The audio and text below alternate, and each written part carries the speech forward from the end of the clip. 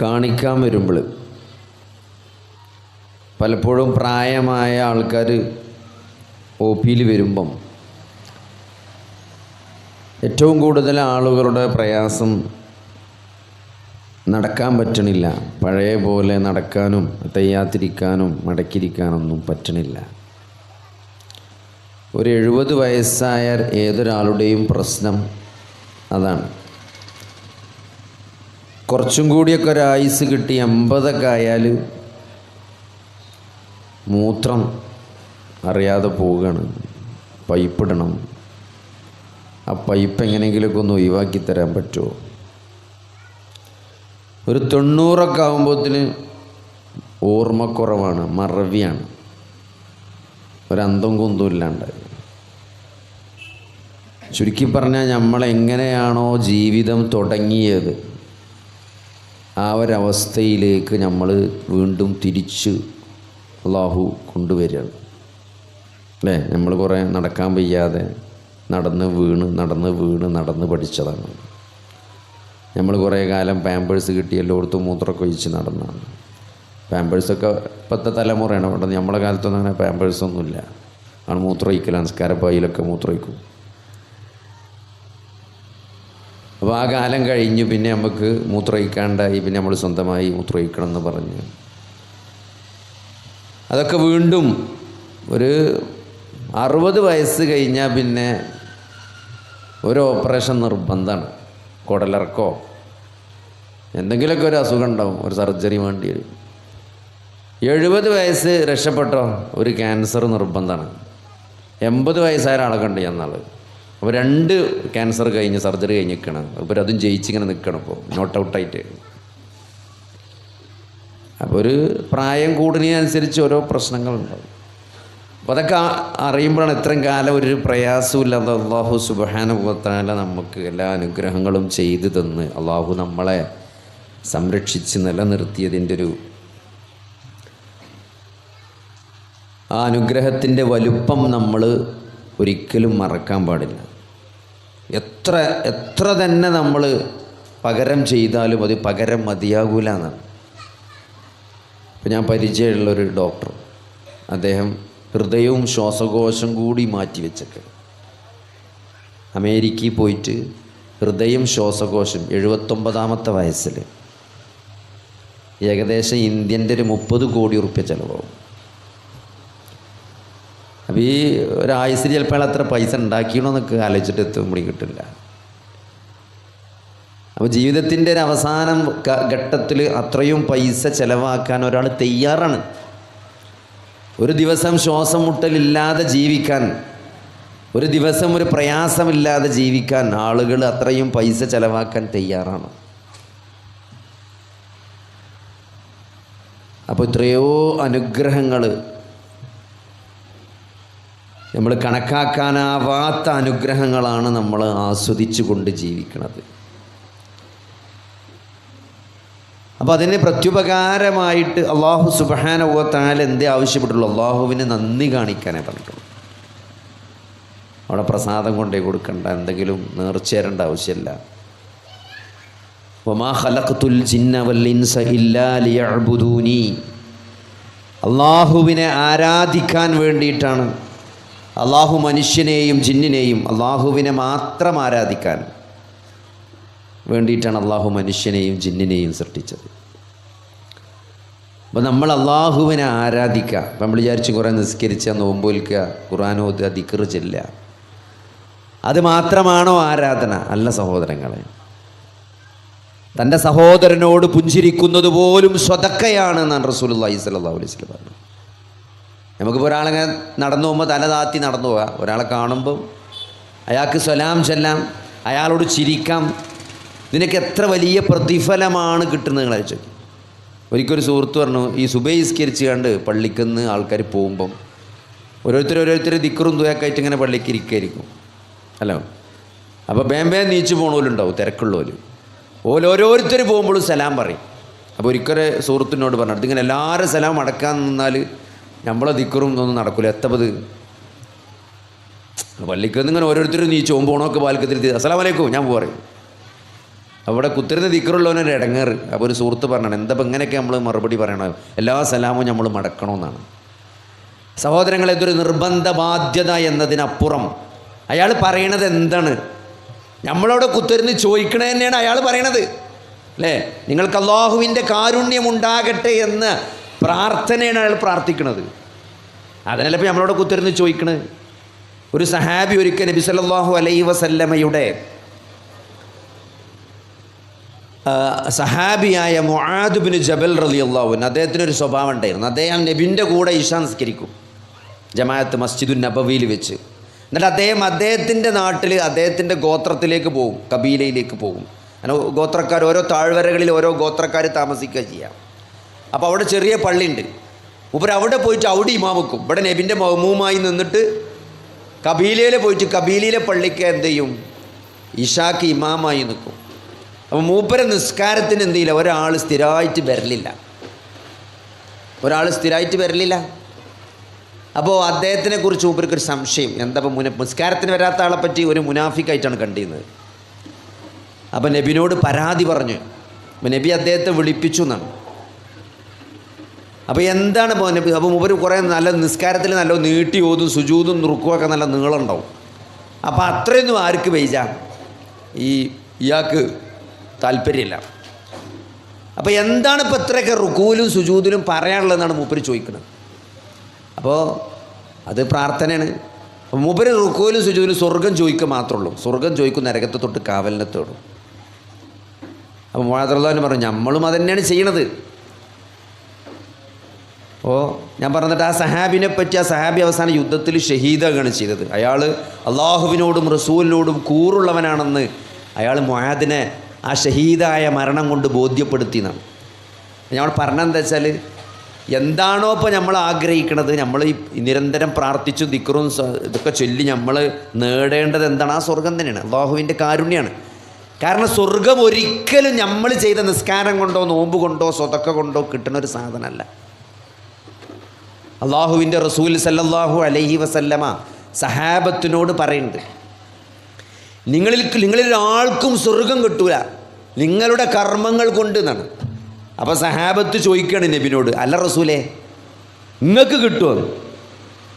അപ്പോൾ നബി സല്ലല്ലാഹു അലൈഹി വസല്ലമ ആരാണ്? നബിനോടാണ് ചോദിക്കുന്നത്. നബി ആരാണ് സഹോദരങ്ങളെ? രാത്രി മുഴുവൻ ദീർഘമായി നിന്ന് നമസ്കരിക്കുന്ന പ്രവാചകൻ. നിങ്ങൾ ആലോചിച്ച് നോക്കി, നമ്മളെ ഒരു 10-60 വയസ്സുള്ള നമ്മളെ വല്യാപ്പാനെ അല്ലെ വാപ്പാനൊക്കെ ഒന്ന് ആലോചിച്ച് നോക്കി. നേരം വെളുക്കോളം നിന്ന് നിസ്കരിച്ചാണെങ്കിൽ കാൽമലൊക്കെ നീര് വന്ന് സൂറത്തുൽ ബഖറയും ആലു ഇമ്രാനും ഒക്കെ ഓതിയിട്ടാണ് നബി സല്ലല്ലാഹു അലൈഹി വസല്ലമ രാത്രി നിസ്കരിക്കുന്നത്, ദീർഘമായി നിസ്കരിക്കാൻ. പിന്നെ നബി സല്ലല്ലാഹു അലൈഹി വസല്ലമയെക്കുറിച്ച് ഉമർ ബിൻ ഖത്താബ് പറയുന്നത് കേട്ടാം. എന്താണ്? നബി സല്ലല്ലാഹു അലൈഹി വസല്ലമൻ്റെ റൂമിൽ വീട്ടിൽ ചെന്നപ്പം അവിടെ ഒരു നല്ല ഈത്തപ്പഴം പോലും ഇല്ല എന്നാണ്. കുറച്ച് ബാർലി മാത്രമാണ് ആ വീട്ടിലുള്ളത്.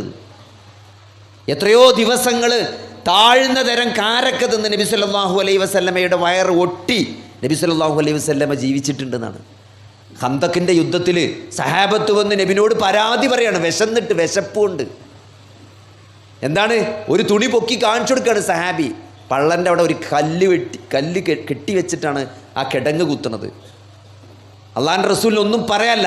അള്ളാൻ്റെ റസൂലിൻ്റെ വയറ് കാണിച്ചു കൊടുക്കണം. അവിടെ 2 കല്ലാണ് കെട്ടി വെച്ചിരിക്കുന്നത്, ഒന്നല്ല 2 കല്ല്. നബി സല്ലല്ലാഹു അലൈഹി വസല്ലമ ഉറങ്ങി എഴുന്നേറ്റ് പോയപ്പം പുറത്തുള്ള പരുക്കൻ ഈത്തപ്പനയുടെ മുടഞ്ഞ മട്ടൽ കൊണ്ടുള്ള ആ മെത്തയിലാണ് നബി സല്ലല്ലാഹു അലൈഹി വസല്ലമ കടന്നിരുന്നത്. അതിൻ്റെ പാട് പുറത്തിങ്ങനെ കാണാം. ഇപ്പം കാണൂല. പണ്ടൊക്കെ നമ്മൾ പായി കടന്ന് നീച്ചാണ്ടാവും, പായിൻ്റെ അടയാളം പുറത്തിങ്ങനെ കാണാം. അപ്പോൾ ആരും പായി കിടക്കാത്തതുകൊണ്ട് കാണാൻ സാധ്യതയല്ല. അപ്പോൾ അതിനേക്കാൾ കടുത്തതാണ് ഈത്തപ്പനൻ്റെ മെഡലിൻ്റെ പായി. ആ പായയിൽ കടന്നിട്ട് നബി സല്ലല്ലാഹു അലൈഹി വസല്ലം പുറത്ത് പാട് കണ്ടിട്ട് സഹാബത്ത് ചോദിക്കുന്നുണ്ട്, പേർഷ്യയുടെയും റോമൻ്റെയൊക്കെ രാജാക്കന്മാർ കിടക്കണ മെത്ത അല്ലാഹുവിൻ്റെ റസൂലേ, അങ്ങനത്തെ ഒരു മെത്ത ഞങ്ങൾക്ക് വലിയ സോഫ്റ്റായൊരു മെത്ത ഞങ്ങൾക്ക് ഉണ്ടാക്കി തരണ്ടേന്ന്. ഞാനും ഈ ദുനിയാവും എന്ത് ബന്ധമാണെന്നാണ് നബി സല്ലല്ലാഹു അലൈഹി വസല്ലം ചോദിച്ചത്. ആ പ്രവാചകനാണ് ആലോചിക്കേണ്ടത്. ആ പ്രവാചകൻ പറയണത്, കാൽമ നീര് വരുവോളം നിന്ന് നമസ്കരിച്ച നബി സല്ലല്ലാഹു അലൈഹി വസല്ലമയോട് സങ്കടത്തോടെ ആയിഷ ബീവി ചോദിക്കുന്നുണ്ട്, അല്ല റസൂലേ, ചെയ്തതും ചെയ്താനിരിക്കുന്നതുമായ സകല പാപങ്ങളും പുറത്തു തന്ന വ്യക്തിയാണ് താങ്കൾ എന്തിനാണ് ഇങ്ങനെ പ്രയാസപ്പെടുന്നത്? അഫലാ അബ്ദൻ ഷുക്കൂറൻ, ഞാൻ നന്ദിയുള്ള ഒരു അടിമയാകേണ്ട ആയിഷ എന്നാ ചോദിച്ചത്. ആ പ്രവാചകനോടാണ് സഹാബത്ത് ചോദിക്കുന്നത്, താങ്കൾ പോലും താങ്കളുടെ കർമ്മങ്ങൾ കൊണ്ട് സ്വർഗത്തിൽ പ്രവേശിക്കൂല പ്രവാചകരെ ചോദിച്ചപ്പം ഇല്ല എന്നാണ്. ഞാൻ പോലും സ്വർഗത്തിൽ പ്രവേശിക്കുന്നത് അള്ളാഹു അവൻ്റെ കാരുണ്യം കൊണ്ട് എന്നെ മൂടിയാലല്ലാതെ എന്നാണ്. അപ്പം അള്ളാഹുവിൻ്റെ കാരുണ്യമാണ് നമ്മളെ സ്വർഗത്തിലെത്തിക്കണത്. അല്ല നമ്മളെ 4 നിസ്കാരം കൊണ്ടും 4 സ്വതക്കൊടുത്തോണ്ട് 10 റുപ്യ എടുത്തുകൊണ്ടൊന്നും നമ്മൾ സ്വർഗത്ത് പോകും വിചാരിച്ചല്ല. ആ കാരുണ്യമാണ് ഒരാൾ സലാം പറയുമ്പോൾ തരുന്നത്. അള്ളാഹുവിൻ്റെ കാരുണ്യം താങ്കളുടെ മേലുണ്ടാകട്ടെ എന്ന് പ്രാർത്ഥിക്കണ ഒരു സലാം എന്ന് പറഞ്ഞാൽ അത് നിസ്സാരമായി കാണരുത്. അതിന് മലക്കുകൾ ആമീൻ പറഞ്ഞാൽ ആ ദുആയെങ്ങാനും അള്ളാഹു സ്വീകരിച്ചാൽ അതിൻ്റെ റിസൾട്ട് എത്രയാണ് നിങ്ങൾ ആലോചിച്ച് നോക്കി. അപ്പോൾ അതുകൊണ്ട് ഒരാൾ സലാം പറയുമ്പം അതിലൊരു വിഷമം തോന്നേണ്ടതില്ല. എൻ്റെ സുഹൃത്തിനോട് പറയണം, ഇങ്ങനെ എല്ലാവരും പള്ളിക്കൊന്ന് സുബഹിസ്കരിച്ച് പോകുമ്പോൾ എല്ലാവരും സലാം പറഞ്ഞ് മര്യാദയ്ക്ക് ദിക്റ് എല്ലാം പറ്റലില്ല എന്ന്. കാരണം ഓരോരുത്തരും ഇങ്ങനെ നീച്ചു പോകുമ്പോൾ ഓനൊക്കെ സലാം പറയും. അപ്പോൾ അതിലൊരു അസ്വസ്ഥതയും തോന്നേണ്ട ആവശ്യമില്ല. അതൊക്കെ കാരുണ്യമാണ്, അള്ളാഹുവിൻ്റെ കാരുണ്യമാണ് അവരൊക്കെ നമുക്ക് വേണ്ടി പ്രാർത്ഥിക്കണം. അത് സന്തോഷത്തോടെ സലാം അടക്കുകയാണ് വേണ്ടത്. അപ്പോൾ നിങ്ങൾ ആലോചിച്ച് നോക്കി. അപ്പോൾ ഇങ്ങനത്തെ ഒരു കാര്യത്തിലും ദീനിൻ്റെ ഒരു കാര്യത്തിലും നമുക്ക് ഒരു അസ്വസ്ഥതയും തോന്നേണ്ടതില്ല.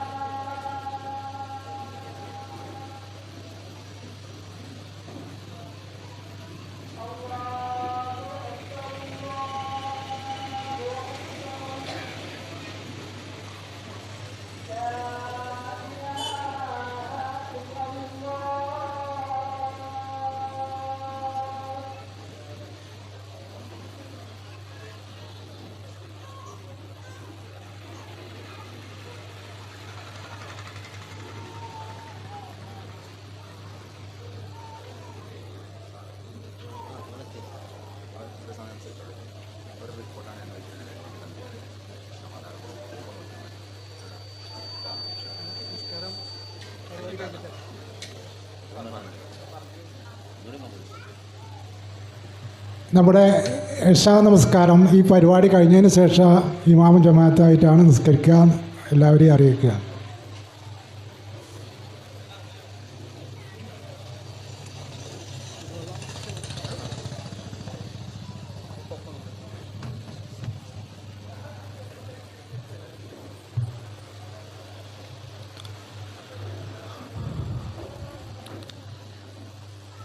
അസ്സലാമു അലൈക്കും വറഹ്മത്തുള്ളാഹി.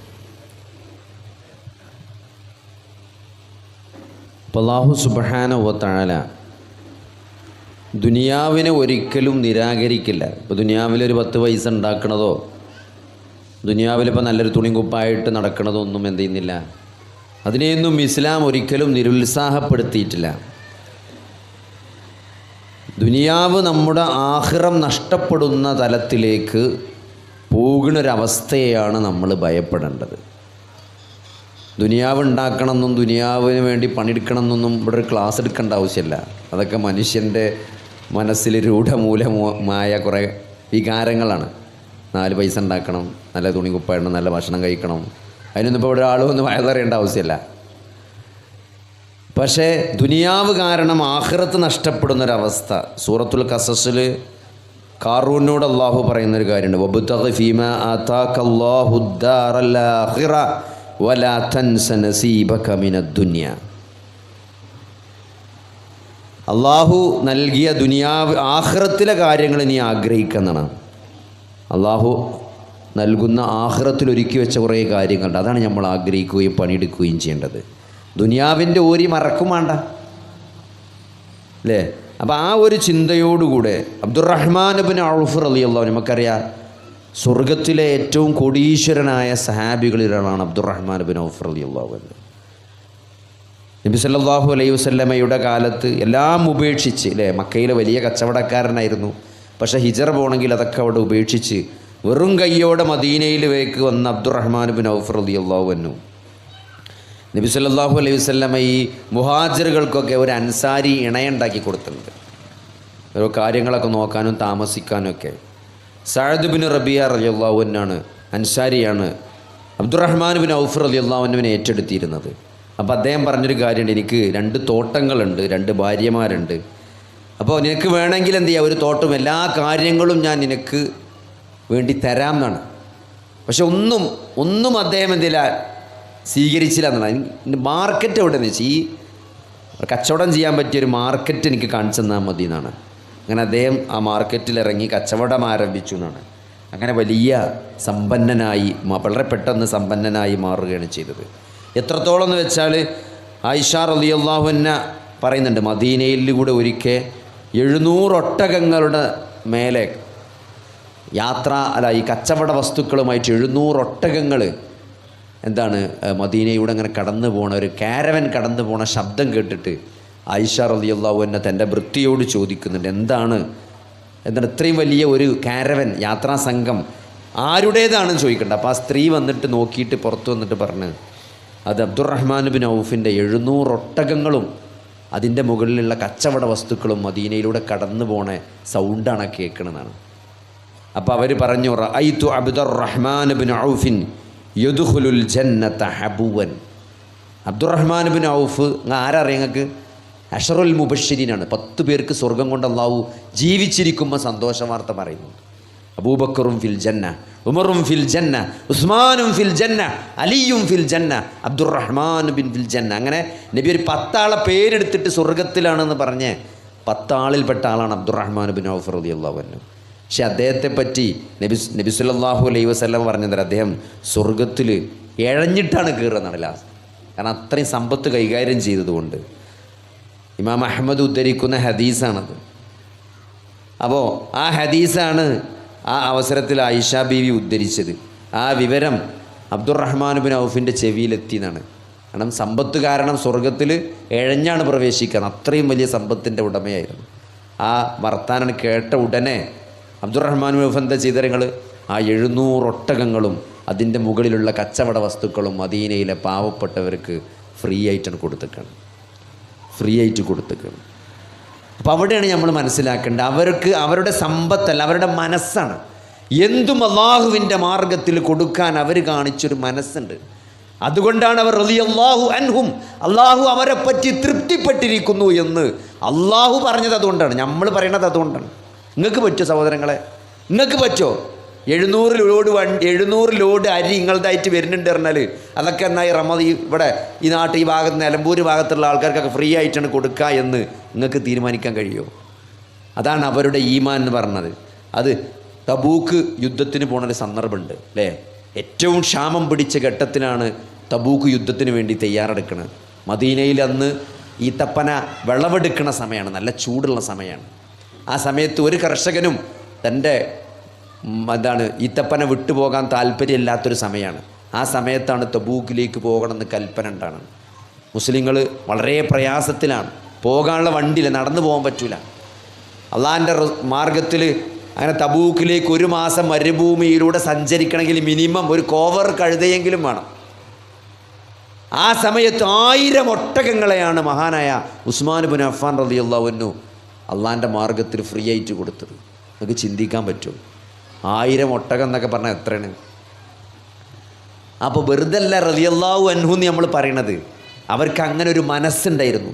അവരിതൊക്കെ യാഥാർത്ഥ്യമായി കണ്ട്. നമുക്കുള്ളൊരു പ്രശ്നം തന്നെ നമ്മൾ സംഭവം ക്ലാസ്സൊക്കെ കേൾക്കുമ്പോൾ കുസാർ തന്നെയാണ്, പക്ഷേ നമുക്ക് അങ്ങനെ കൊടുക്കാനും ചിന്തിക്കാനും കഴിയില്ല. അപ്പോൾ നിങ്ങൾ ഇവിടെ വന്ന് ഒരു വണ്ടി നിർത്തി ഇവിടെ ഈ കസാലി വന്ന് കുത്തിരുന്നത് കേൾക്കുകയാണ്.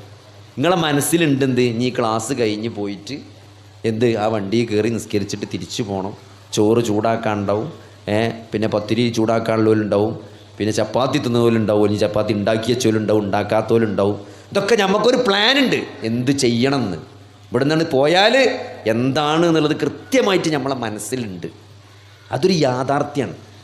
അതേപോലെ യാഥാർത്ഥ്യമാണ് എന്ത്, നമ്മൾ മരിച്ചാൽ കബർക്ക് വെക്കും എന്നുള്ളത്, അവിടെ വിചാരണ ചെയ്യും എന്നുള്ളത്, നാളെ റബ്ബിൻ്റെ മുമ്പിൽ നിൽക്കേണ്ടി വരുമെന്നുള്ളത്, അള്ളാഹുവിൻ്റെ മുമ്പിൽ ഉത്തരം പറയേണ്ടി വരുമെന്നുള്ളത്, പരലോകബോധം.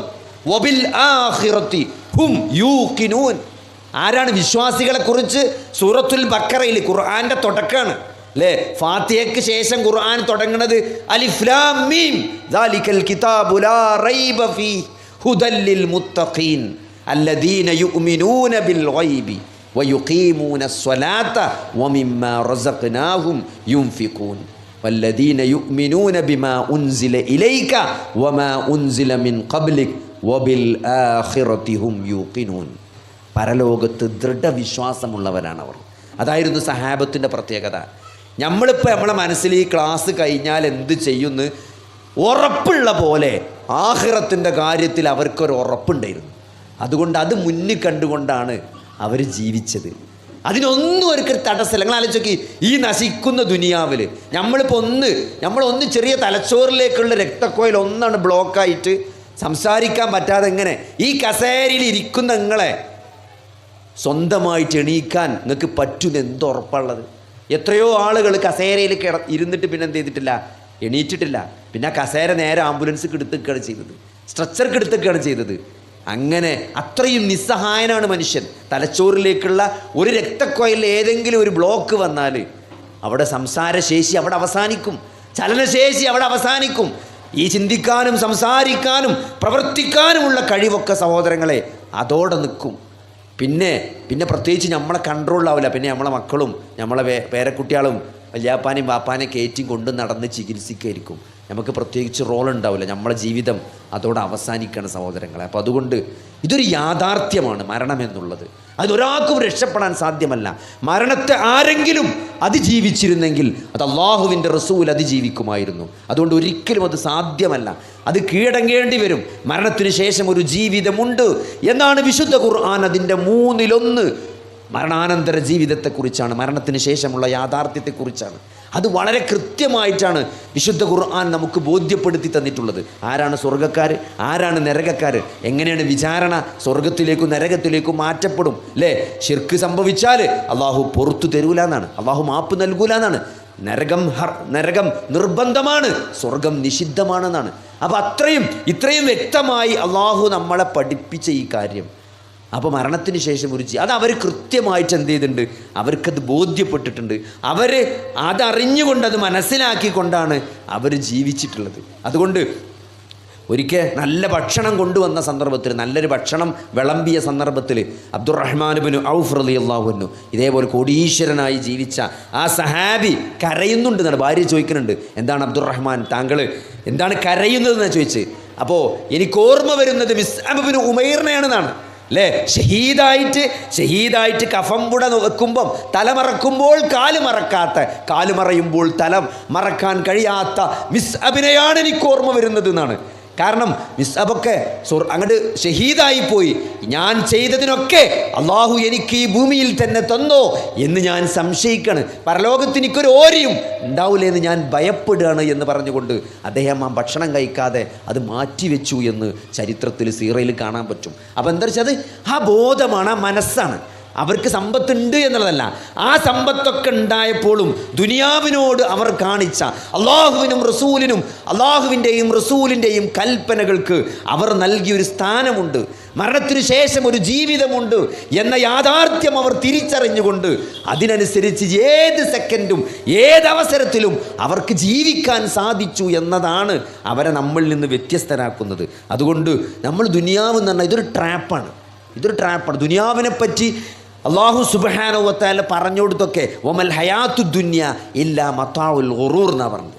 അതൊരു വഞ്ചനയുടെ വിഭവമാണെന്നാണ്, ഒരു വഞ്ചന ചരക്കാണ് അത്. നമ്മളിങ്ങനെ എന്തോ നമുക്കിങ്ങനെ തോന്നും നമ്മൾ കുറച്ചും കൂടി ജീവിക്കും, കുറച്ചും കൂടി കഴിയട്ടെ, നന്നാകാനപ്പോൾ കുറച്ചും കൂടി കഴിയട്ടെ, ഒന്നുകൂടി കാണട്ടെ, അടുത്ത റമദാനാകട്ടെ. സഹോദരങ്ങളെ, അടുത്ത റമദാൻ വരെ നമ്മൾ ഉണ്ടാവുമെന്ന് യാതൊരു ഉറപ്പില്ല. അല്ലെങ്കിൽ അങ്ങനെ നീട്ടിവെക്കുന്ന ദുനിയാവിൻ്റെ കാര്യം ഒരിക്കലും നമ്മൾ എന്ത് ചെയ്യില്ല, സാധാരണ ഒരാൾ നീട്ടിവെക്കില്ല. നേരെ തിരിച്ചാണ് വേണ്ടത്. ദുനിയാവിൻ്റെ കാര്യം നമ്മൾ മാക്സിമം ചവിട്ടിപ്പിടിക്കാൻ വേണ്ടത് അല്ലേ. ഇപ്പോൾ ആരെങ്കിലും ഒരു വീടുണ്ടാക്കണം എന്ന് പറയുമ്പോൾ പെണ്ണുങ്ങൾ പറയാണ്, ഇതാ ഇളച്ചം കുടിയിരുന്നു അല്ലേ, ഇളച്ചന് നല്ലൊരു വീടൊക്കെ വെച്ച് നമ്മളെ വീട് ഇപ്പം ഞാൻ നന്നാക്കുക എന്ന് ചോദിക്കുമ്പോൾ നമുക്ക് നന്നാക്കാലോ, പൈസ ഉണ്ടല്ലോ, എപ്പോൾ വേണമെങ്കിലും നന്നാക്കാലോ. ദുനിയാവിൻ്റെ കാര്യത്തിൽ അങ്ങനെ നമ്മൾ വേണ്ടത്. ഒരു വണ്ടി എടുക്കണം എന്ന് എല്ലാവരും പറയും, വണ്ടി എടുക്കുക, കുറച്ചുകൂടി നല്ല വണ്ടിക്ക് ഇറങ്ങട്ടെ, ഇലക്ട്രിക് വണ്ടിയൊക്കെ ഒന്നുകൂടി ഒന്ന് ചീപ്പായിട്ട് ബാറ്ററിയൊക്കെ ആയിട്ട് എല്ലായിടത്തും ചാർജിങ് ഒക്കെ വരുമ്പോൾ നമുക്കൊരു ഇലക്ട്രിക് വണ്ടി എടുക്കാം, പൈസ ഉണ്ടല്ലോ. ആഖിറത്തിൻ്റെ കാര്യം വരുമ്പോൾ എന്താ പറയുക, ചവിട്ടി പിടിച്ചരുത്. ഒരാൾ പള്ളി മദ്രസും പിരിവ് വരുമ്പം അത് വേണ്ടെടുക്കണം. കാരണം അത് പിന്നൊരു ചാൻസ് കിട്ടൂല, അത് ദുനിയാവിൻ്റെ കാര്യം, ആഖിറത്തിൻ്റെ കാര്യമാണ്. അള്ളാഹിൻ്റെ റസൂൽ സല്ലല്ലാഹു അലൈഹി വസല്ലമ സഹാബത്തിന് ഒരു കാര്യം പറഞ്ഞു കൊടുക്കും, ഒരു കഥ പറഞ്ഞു കൊടുക്കുന്നുണ്ട്. എന്താണ്? ഒരു ദീർഘമായ യാത്രക്ക് പോണ ഒരാൾ വന്നിട്ട് തൻ്റെ കയ്യിലാകെ ഉള്ളത് ആടാണ് അല്ലേ. പണ്ടത്തെ കാലത്തൊക്കെ ദീർഘമായ യാത്ര പോകുക എന്ന് പറഞ്ഞാൽ തിരിച്ചു വരുമെന്ന് ഉറപ്പില്ല അല്ലേ. ഇപ്പോൾ ഹജ്ജിനൊക്കെ പോകുമ്പോണ്ടല്ലേ നമ്മൾ പൊരുത്തെ പിടിച്ച് കാണ്ടൊക്കെ പോണ്. അത് പണ്ട് അങ്ങനെയൊന്നും പോയിന്ന്. മരിച്ചാൻ കാലത്ത് അവസാനമാണ് ആൾക്കാർ ഹജ്ജ് ചെയ്യുക. കാരണം എന്താ വെച്ചാൽ ചെറുപ്പത്തിൽ തന്നെ ഹജ്ജിന് പോയി വരിക എന്ന് പറഞ്ഞാൽ തിരിച്ചു വരുമെന്ന് ഉറപ്പില്ല. പായക്കപ്പലിലൊക്കെ പോയി കപ്പലിലാണ് പോവുക. അത് ഇനി കാറ്റും കോളും വന്ന് ചിലപ്പം കടലിൽ മുങ്ങുക, അല്ലെങ്കിൽ വല്ല വസൂരിയും വല്ല പകർച്ചവ്യാധിയും വന്ന് മരിക്കും. ഒരാൾ ഹജ്ജിന് പോയി തിരിച്ചു വരാനുള്ള ചാൻസ് ഇന്നത്തെ അത്ര ഇല്ല, കുറവാണ് പണ്ട്. അതുകൊണ്ടാണ് അവസാന കാലത്ത് ഹജ്ജിന് പോയിരുന്ന ആൾക്കാർ എല്ലാം പൊരുത്തപ്പിടിച്ചിട്ട് ഇനി വരൂല എന്നുള്ള രൂപത്തിൽ പോയിട്ട് അവിടുന്ന് മരിച്ചലൊക്കെ അതാണ്. നമ്മളിപ്പോൾ പിന്നെ ആൾക്കാർ ഉമ്രക്ക് പോകുമ്പോൾ അങ്ങനെ പറഞ്ഞാണ്ടൊക്കെ പോവുക. അപ്പോൾ അത് ആ പഴയതാണ്. ഞാൻ പറഞ്ഞത് ഒരു ദീർഘമായ യാത്ര പോകുമ്പോൾ അങ്ങനെ തന്നെയാണ്. ഒരു ആൾ ദീർഘമായ യാത്രക്ക് പോകുമ്പം കയ്യിലുള്ള ആടിനെ തൻ്റെ അയൽവാസിനെ ഏൽപ്പിച്ചിട്ട് യാത്ര പോവാണ്. എന്നിട്ട് വർഷങ്ങൾക്ക് ശേഷം അദ്ദേഹം തിരിച്ചു വരികയാണ്. അങ്ങനെ അയൽവാസിൻ്റെ അടുത്ത് വരുമ്പോൾ അയൽവാസി പറയാണ്, നിങ്ങൾ അന്ന് ഏൽപ്പിച്ചൊരാടുണ്ടല്ലോ, ആ ആട് ആ മലഞ്ചെരുവിലുണ്ട്, നിങ്ങളന്ന് അത് പോയി നിങ്ങൾ എടുത്തോളി എന്ന് പറഞ്ഞു. അപ്പോൾ ഇയാൾക്ക് വലിയ സന്തോഷമായി. കാരണം ഒരാടിന് കിട്ടിയത് തിരിച്ചു വരുമ്പോൾ ഞാൻ ആടുണ്ടല്ലോ. അങ്ങനെ ഇയാൾ മലഞ്ചെരുവിൽ പോയി നോക്കുമ്പം അവിടെ ഒന്നല്ല 10,000 ആടിൻ്റെ കൂട്ടാണ്. അപ്പോൾ തിരിച്ചു വന്നിട്ട് അത് അവിടെ എൻ്റെ ആട് ഏതാണെന്നാണ് ചോദിക്കണം. എൻ്റെ ആട് ഏതാണ്? അത് മുഴുവങ്ങളുടെന്ന്. നിങ്ങൾ തന്ന പെണ്ണാട് പെറ്റി പെരുകി ഉണ്ടായതാണ് ആ കാണുന്ന മുഴുവൻ. അതിന് ഞാൻ പ്രത്യേകിച്ച് ചിലവാക്കിയിട്ട് അതിൻ്റെ സക്കാത്തൊക്കെ കൃത്യമായിട്ട് കൊടുത്തിട്ട് നിങ്ങൾ എടുത്തോളി എന്ന് പറയുമ്പം നമുക്ക് എന്തേക്കാരം, നമ്മളൊരു ഫീലിംഗ് എന്തേക്കാരം. അതേപോലെയാണ് നാളെ പരലോകത്ത് നിന്നാണ്. നിങ്ങൾ പരലോകത്ത് ചെന്ന് ഏട് തുറക്കുമ്പോൾ നമ്മൾ ചെയ്യാത്ത കുറേ കാര്യങ്ങൾ നമുക്ക് വേണ്ടി രേഖപ്പെടുത്തപ്പെട്ടത് കാണുമ്പം എന്ത് സന്തോഷം ഉണ്ടാവും. അതെന്തിനാ സഹോദരങ്ങളെ? നമ്മൾ ചെയ്ത ചെറിയ ചെറിയ കാര്യങ്ങളുടെ അനന്തരഫലമായി നമുക്ക് അള്ളാഹു രേഖപ്പെടുത്തിയാണ്. ഒരു മദ്രസൻ്റെ പിരിവന്നു അല്ലേ, ഒരു മദ്രസൻ്റെ പിരിവന്നപ്പം പറഞ്ഞു ഒരു 100 കല്ലിൻ്റെ വക തരാമെന്ന് പറഞ്ഞു. ഒരു 10 ചാക്ക് സിമെൻറ്റിൻ്റെത് അല്ലെങ്കിൽ ഒരു ചാക്ക് സിമെൻറ്റിൻ്റെത് എന്ന് പറഞ്ഞ് നമ്മൾ കൊടുത്തു. സഹോദരങ്ങളെ, ആ മദ്രസിൽ പഠിച്ച് ഫാത്തിഹ ഓതിയ കുട്ടികൾ, ഫാത്തി ചൊല്ലി പഠിച്ച കുട്ടികൾ, ഖുർആൻ ഓതി പഠിച്ച കുട്ടികൾ, അവർ ഓതുന്നതിൻ്റെ ഒരു കൂലി നിങ്ങളെ 10 ചാക്ക് സിമെൻറ്റ് നിങ്ങൾക്ക് ഉണ്ടാവും. അതിൻ്റെ ഒരു ഷെയർ നിങ്ങൾക്ക് ഉണ്ടാവും. അത് അള്ളാഹു രേഖപ്പെടുത്തും. അത് നഷ്ടപ്പെടുത്തൂല. അത്രയും അള്ളാഹുവിൻ്റെ മാർഗത്തിൽ നിങ്ങൾ എന്ത് ചെലവഴിച്ചോ അതിനെ അള്ളാഹു വളർത്തുന്നതാണ്. എങ്ങനെ?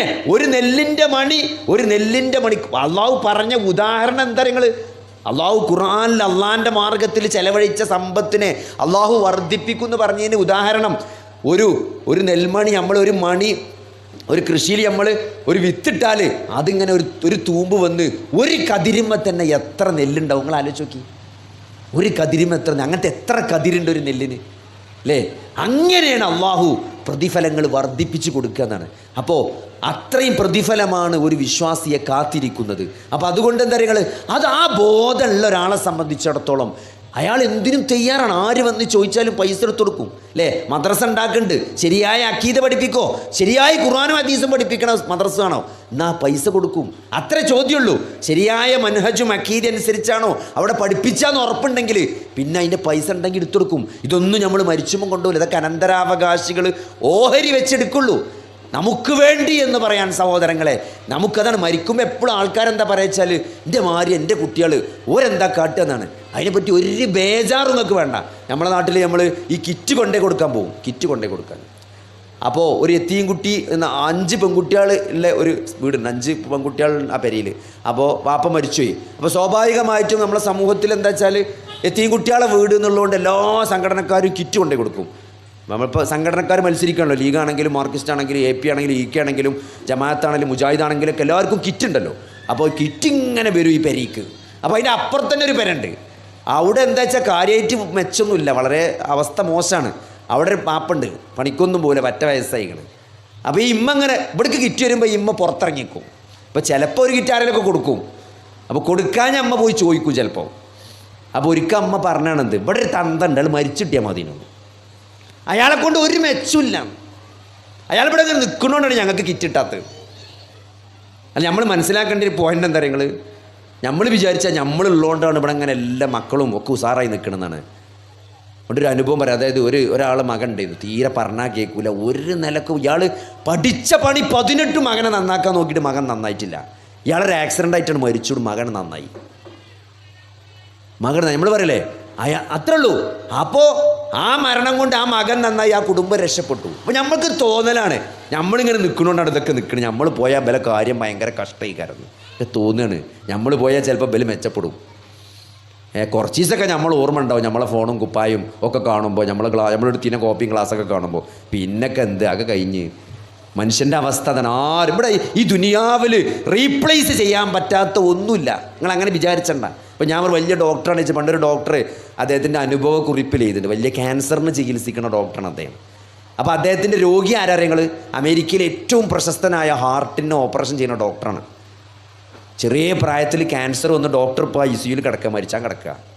അതായത് അയാളെ ബുക്കിംഗ് കിട്ടണമെങ്കിൽ തന്നെ 1 കൊല്ലമൊക്കെ എടുക്കുന്ന പറഞ്ഞാൽ അങ്ങനത്തെ ഡോക്ടറാണ്. അയാളിപ്പോൾ ക്യാൻസറായിട്ട് മരിച്ചാൽ കിടക്കുക. ഭാര്യ അയാളെ ഒഴിവാക്കി പോയി, കാരണം പ്രത്യേകിച്ച് കാര്യമൊന്നുമില്ലല്ലോ. പിന്നെ അയാൾ അനിയൻ മെയിൽ അയച്ചൊക്കെയാണ്, ഓസ്ട്രേലിയയിലാണ് മൂപ്പര് ജോലി ചെയ്യുന്നത്. അപ്പോൾ അനിയനെ അറിയേണ്ട കാര്യം എന്താ പറയുക, ആകെ ഒരാഴ്ച ഓന് ലീവുള്ളൂ.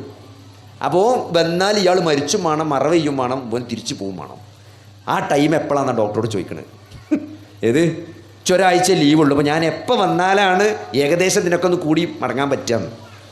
ആ ടൈം കഴിഞ്ഞ് ഡോക്ടർ, അപ്പോൾ ഇയാളിങ്ങനെ മനുഷ്യൻ്റെ അവസ്ഥ പറയണം. അപ്പോൾ ഇയാളിങ്ങനെ വെറുതെ ഈ ഡോക്ടർ ജോലി ചെയ്യണ ആസ്പത്രിക്കൊന്ന് വെറുതെ അറിയാത്തവരെ നമ്മൾ വിളിക്കുമല്ലോ. ഈ ഡോക്ടർ രോഗിയാണെന്ന് അറിയാത്ത ഒരാൾ വിളിക്കണ മാതിരി ആ ഡോക്ടറിന് ഒരു ബുക്കിംഗ് കിട്ടുമെന്ന് ചോദിച്ചു. അപ്പോൾ അവിടെ നിന്ന് പറഞ്ഞെന്തറിയോ, ആ ഡോക്ടർ ഇപ്പോൾ ഇവിടെ അല്ല, അതിനേക്കാൾ നല്ല ഡോക്ടറുണ്ട്. അപ്പോൾ അത്രേ ഉള്ളൂ. നിങ്ങളെക്കാൾ നല്ല ഭർത്താവ് വരും, നിങ്ങളെക്കാൾ നല്ല ആൾക്കാർ വേറെ വരും. സഹോദരന്മാരെ, നഷ്ടം നമുക്ക് മാത്രമാണ്. അവിടെ ഞാൻ അങ്ങനെ പറഞ്ഞ് ശീലിക്കുക.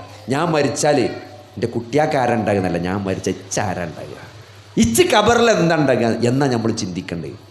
അതിന് നമ്മൾ പണിയെടുക്കുന്ന വേണം. അതിനൊരു സുബ്ഹാനല്ലാഹ് ചൊല്ലിയാൽ അത് ഉണ്ടാവും, അത് നഷ്ടമല്ല. ഒരു 5 പൈസ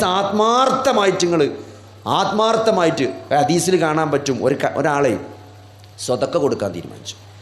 സ്വതക്ക അങ്ങനെ നല്ല ഇഖ്ലാസോടുകൂടി രാത്രി ആരും കാണാതെ മൂപ്പരെന്ത് ചെയ്യും, ആരും അറിയാതൊക്കെ വേണ്ടി രാത്രിയെ കൊടുക്കുക. അങ്ങനെ കൊടുത്തു. നേരം പോലത്തെ നാട്ടിലൊക്കെ പാട്ടായി. എന്ത്, ഏതോ ഒരു പെരുങ്കള്ളൻ ഇന്നലെ രാത്രി ആരോ വലിയൊരു സംഖ്യ സ്വതക്ക കൊടുത്തിക്കണ്. നിങ്ങൾ ആലോചിച്ച് നോക്കി, ഇയാൾ സ്വതക്ക കൊടുത്തൊരു കള്ളനാണ്. അപ്പോൾ ഇയാൾക്ക് ഭയങ്കര വിഷമം. പക്ഷേ ഇയാൾ ആത്മാർത്ഥമായിട്ട് കൊടുത്താണ്. രണ്ടാമതും ഞാൻ എന്നും കൊടുക്കും തീരുമാനിച്ചു. ഇന്നലെ ഞാൻ കള്ളനെ കിട്ടിയെങ്കിൽ എന്നും കൊടുക്കും തീരുമാനിച്ചു. അങ്ങനെ പിറ്റേന്ന് മൂപ്പര് സ്വതക്ക കൊടുത്തു. അതാർക്കാ കിട്ടിയ നിങ്ങൾ, ആ നാട്ടിലൊരു വേശ്യക്ക കിട്ടിയത്. അങ്ങനെ പിറ്റേന്ന് പാട്ടായി. ആ തേടിച്ചിക്കാരാ ഒരു സംഖ്യ ഇന്നലെ രാത്രി സ്വതക്ക കൊടുത്തിക്കണ പറഞ്ഞിട്ട് പിറ്റേന്ന് മൂപ്പര് 3-ാമത്തെ ദിവസം വീണ്ടും എന്ത് ചെയ്തു, ഇന്നും ഞാൻ കൊടുക്കുമെന്ന് പറഞ്ഞു. മൂപ്പര് പിന്മാറിയില്ല. 3-ാമത്തെ രാത്രി സ്വതക്ക കിട്ടിയാരെ ആ നാട്ടിലൊരു മുതലാളിക്ക കിട്ടിയത്. അയാളിത് ആകെ പാട്ട ഇക്കുന്നല്ല ഏതോ ഒരു പടു ചെന്ന് കണ്ട് കുറേ പൈസ എന്തിങ്ങനെ പറഞ്ഞു. അങ്ങനെ നമ്മൾ പറയാം, ഏതോ ഒരു പടു രാത്രി എനിക്ക് കുറേ പൈസ എന്തിങ്ങനെ പറഞ്ഞു. എന്താ ഉണ്ടായ തരങ്ങൾ, ഞാൻ ഇത് ഹദീസാണ്. എന്താ ഉണ്ടായ തരങ്ങൾ, ഈ 3 ആൾക്കാരെയും അള്ളാഹു ചിന്തിപ്പിച്ചു എന്നാണ്. കാരണം ആ വേശ്യ വിചാരിച്ച എന്താ നിങ്ങൾ, ഞാനിപ്പോൾ കുറച്ചൊരു പൈസക്കും വേണ്ടിയാണ് ഈ പണിയെടുക്കുന്നത്. ഇതാരോ ഒരാൾ ആത്മാർത്ഥമായിട്ട് ദാനമായിട്ട് തന്നതാണ്. അപ്പോൾ ആ തന്ന ആളുടെ ഒരു മനസ്സാണ് ആലോചിച്ചത്. അയാളിപ്പോൾ ഒരു സ്വർഗ്ഗമൊക്കെ കിട്ടുമെന്ന് വിചാരിച്ചാൽ തന്നത്. ഈ മരണത്തിന് ശേഷം ഒരു ജീവിതം ഉണ്ടല്ലോ. അങ്ങനെ ആ പെണ്ണ് മാറി എന്നാണ്, വേശ്യാവൃത്തി നിർത്തി, ആ കള്ളൻ മോഷണം നിർത്തി, ആ പിശുക്കനായ പൈസക്കാരൻ സ്വതക്ക കൊടുക്കുന്ന ധർമ്മിഷ്ഠനായി മാറി ഈ പൈസ കിട്ടിയ കാരണം. അപ്പോൾ അതിൻ്റെയൊക്കെ പ്രതിഫലം ആർക്കാണ്? ആ സ്വതക്കക്ക് മാത്രമല്ല, ആ ആൾ മാറിൻ്റെ പ്രതിഫലം കൂടി അള്ളാഹു അയാൾക്ക് കൊടുത്തു എന്നാണ്. അതുകൊണ്ട് ഞാൻ പറയുന്ന പോയിന്റ് എന്താ, ഇതൊക്കെ എന്താ മനസ്സിലാക്കി തന്നെ നിങ്ങൾ നിങ്ങൾക്ക് ഇഖ്ലാസ് ഉണ്ടോ? പടച്ചോൻ്റെ തൃപ്തി ആലോചിച്ചിട്ട് നിങ്ങൾ എത്ര ചെറിയ കാര്യം ചെയ്താലും അത് അള്ളാഹു നഷ്ടപ്പെടുത്തൂല എന്നാണ്. മിസ്കോല ദർറത്തിൻ ഖൈറയ്യറ, അണുമണി തൂക്കം നന്മ ചെയ്തോ അതവിടെ കാണും. അത് ഇഖ്ലാസ് ഉണ്ടോ സഹോദരങ്ങളെ, അത് നഷ്ടപ്പെടൂല. അതിൻ്റെ അനന്തരഫലം സംഭവിച്ചിട്ടുണ്ടോ അത് രേഖപ്പെടുത്തപ്പെടും. നിങ്ങൾ ആലോചിച്ച് നോക്കി, ഒരു കുട്ടിക്ക് ഇപ്പോൾ നമ്മൾ ഭക്ഷണം കഴിക്കുമ്പോൾ ബിസ്മി ചൊല്ലിക്കൊടുത്താൽ, നമ്മളെ കുട്ടീനോട് മദ്രസന്ന് ബിസ്മി ചെല്ലണമെന്ന് ഉസ്താദ് പറഞ്ഞാലും കുട്ടി ഭക്ഷണം കഴിക്കണത് എവിടുന്നാണ്? നമ്മളെ പെരീന്നാണ്. അത് ആ അമ്മ പഠിപ്പിച്ചു കൊടുക്കുമ്പോൾ സമ്മില്ല, ആ ബിസ്മി ചെല്ല് മോനെ, വലതു കൈകൊണ്ട് കുടിക്ക് മോനെ, വലത് കൈകൊണ്ട് കഴിക്ക് മോനെ എന്ന് നിർബന്ധിക്കുമ്പം, ചെയ്യിപ്പിക്കുമ്പം, അതൊരു ശീലമാക്കുമ്പോൾ ആ പറയുന്നതിന് മാത്രമല്ല പുണ്യം, ആ ചെയ്യുന്നതിനല്ല പുണ്യം, ആ ജീവിതകാലം മുഴുവൻ ആ കുട്ടി വലത്തെ കൈകൊണ്ട് തിന്നുമ്പം അതിൻ്റെ മാതാപിതാക്കൾക്കൊരു ഓഹരിയുണ്ട്, മദ്രസയിൽ വിട്ട പിതാവിനൊരു ഓഹരിയുണ്ട്, ആ ശീലം നിർബന്ധിച്ച ഉമ്മാക്കതിലൊരു ഓഹരിയുണ്ട് അല്ലേ? ആ കുട്ടി അതിൻ്റെ കുട്ടീനെ പഠിപ്പിക്കുമ്പം, അവൻ്റെ പേരെ കുട്ടീനെ പഠിപ്പിക്കുമ്പം, അപ്പോൾ ഒരിതൊന്നും നഷ്ടപ്പെടൂല. നമ്മൾ അല്ലേ, ചിലപ്പോൾ ചില സ്ത്രീകൾ പറയും എന്തൊരു ദുൽമാർ ഞങ്ങൾ അല്ലേ. അതായത് ഈ പണ്ടൊക്കെ എപ്പോഴും അങ്ങനെ തന്നെ തോന്നുന്നുട്ടാ, ഈ പെണ്ണുങ്ങൾ ദൂറ് സ്കരിച്ച് അസ്രാൻ കൊടുക്കാൻ നേരത്താണ്, ഇപ്പം ഞാൻ മാറിയോന്നറിയില്ല, എൻ്റെ അമ്മാൻ്റെ കാലത്തൊക്കെ അങ്ങനെയാണ്, അസ്രാൻ കൊടുക്കാൻ നേരത്താണ് നിസ്കാരപ്പായിക്ക് എത്തുക. എല്ലാ പണിയും കഴിഞ്ഞ് ലാസ്റ്റ് ലൂറ് അസർ ഒരു വെടിക്ക് തീർക്കാൻ വേണ്ടിയിട്ട് എന്ത് ചെയ്യും, ആ നേരത്തെ നിസ്കരിച്ച. നിങ്ങൾ ആ നേരത്ത് നിസ്കരിച്ച് നിങ്ങൾ ആലോചിച്ച് നോക്കി, അവസാനത്തെ അത്തയ്യാത്തിൽ വന്നുകാണ്ട് കുട്ടി നിസ്കാരപ്പായിലാണ് മൂത്രയിച്ചാനുള്ള അവസ്ഥ എന്തേക്കാരം. അതിൻ്റെ സങ്കടമൊക്കെ ആ നിസ്കരിച്ചവർക്ക് അറിയുള്ളൂ. അത് കഴിഞ്ഞ് നിങ്ങൾ നോക്കുമ്പോണ്ട് മറ്റേ കുട്ടി എന്ത് ചെയ്തിണ്, അരിപ്പൊടിയിട്ട പാത്രം കമിഴ്ത്തി ഇങ്ങനെ സ്റ്റോർ റൂമിൽ തലമ്മലും മുടിമലൊക്കെ ഇങ്ങനെ ആക്കിയിട്ട്. അപ്പോൾ സഹോദരങ്ങളെ, ഇതിലൊക്കെ എന്തുണ്ടല്ലോ. ഇപ്പോൾ കഴിഞ്ഞ ദിവസം എൻ്റെ ഒരു സുഹൃത്ത് പറയണേ, ചെറിയ 5 കുട്ടികളുണ്ടോ എന്ന്, ചെറിയ 5 കുട്ടികൾ. അപ്പോൾ എൻ്റെ പെണ്ണുങ്ങളിടയ്ക്ക് കരയും നിറഞ്ഞു. 5 മൂത്രയിപ്പിച്ചിട്ടാണ് ഞാൻ നിൽക്കണിട്ടൊപ്പം എന്നറിയുള്ളൂ ഇടയ്ക്കിടയ്ക്ക്.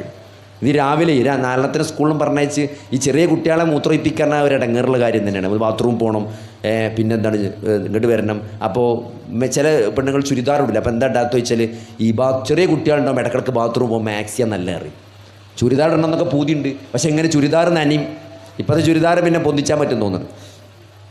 അപ്പോൾ ഞാൻ പറഞ്ഞെന്തരോ, 5 കുട്ടികളെ മൂത്രയിപ്പിച്ച് നിൽക്കുകയാണ് ഞാനെന്ന് പറഞ്ഞാൽ പടച്ചോൻ്റെ അടുത്തുനിന്ന് കൂലി കിട്ടുന്നത് കൊണ്ട് മാത്രമാണ് ഞാൻ ക്ഷമിച്ചിരിക്കുന്നതാണ്. അതൊരു വിശ്വാസം തന്നെയാണ്, അതൊരു കരുത്താണ്. ഇതൊന്നും നഷ്ടപ്പെടൂല എന്ന് സഹോദരങ്ങളെ നിങ്ങൾ ആലോചിച്ച് നോക്കി. ഇതിനൊക്കെ പടച്ചോൻ പ്രതിഫലം. സ്ത്രീകൾക്ക് സ്വർഗം കിട്ടാൻ വളരെ എളുപ്പമാണ്. എന്താണ്? 5 നേരം ഫർള് മാത്രം നിസ്കരിച്ചാൽ മതി.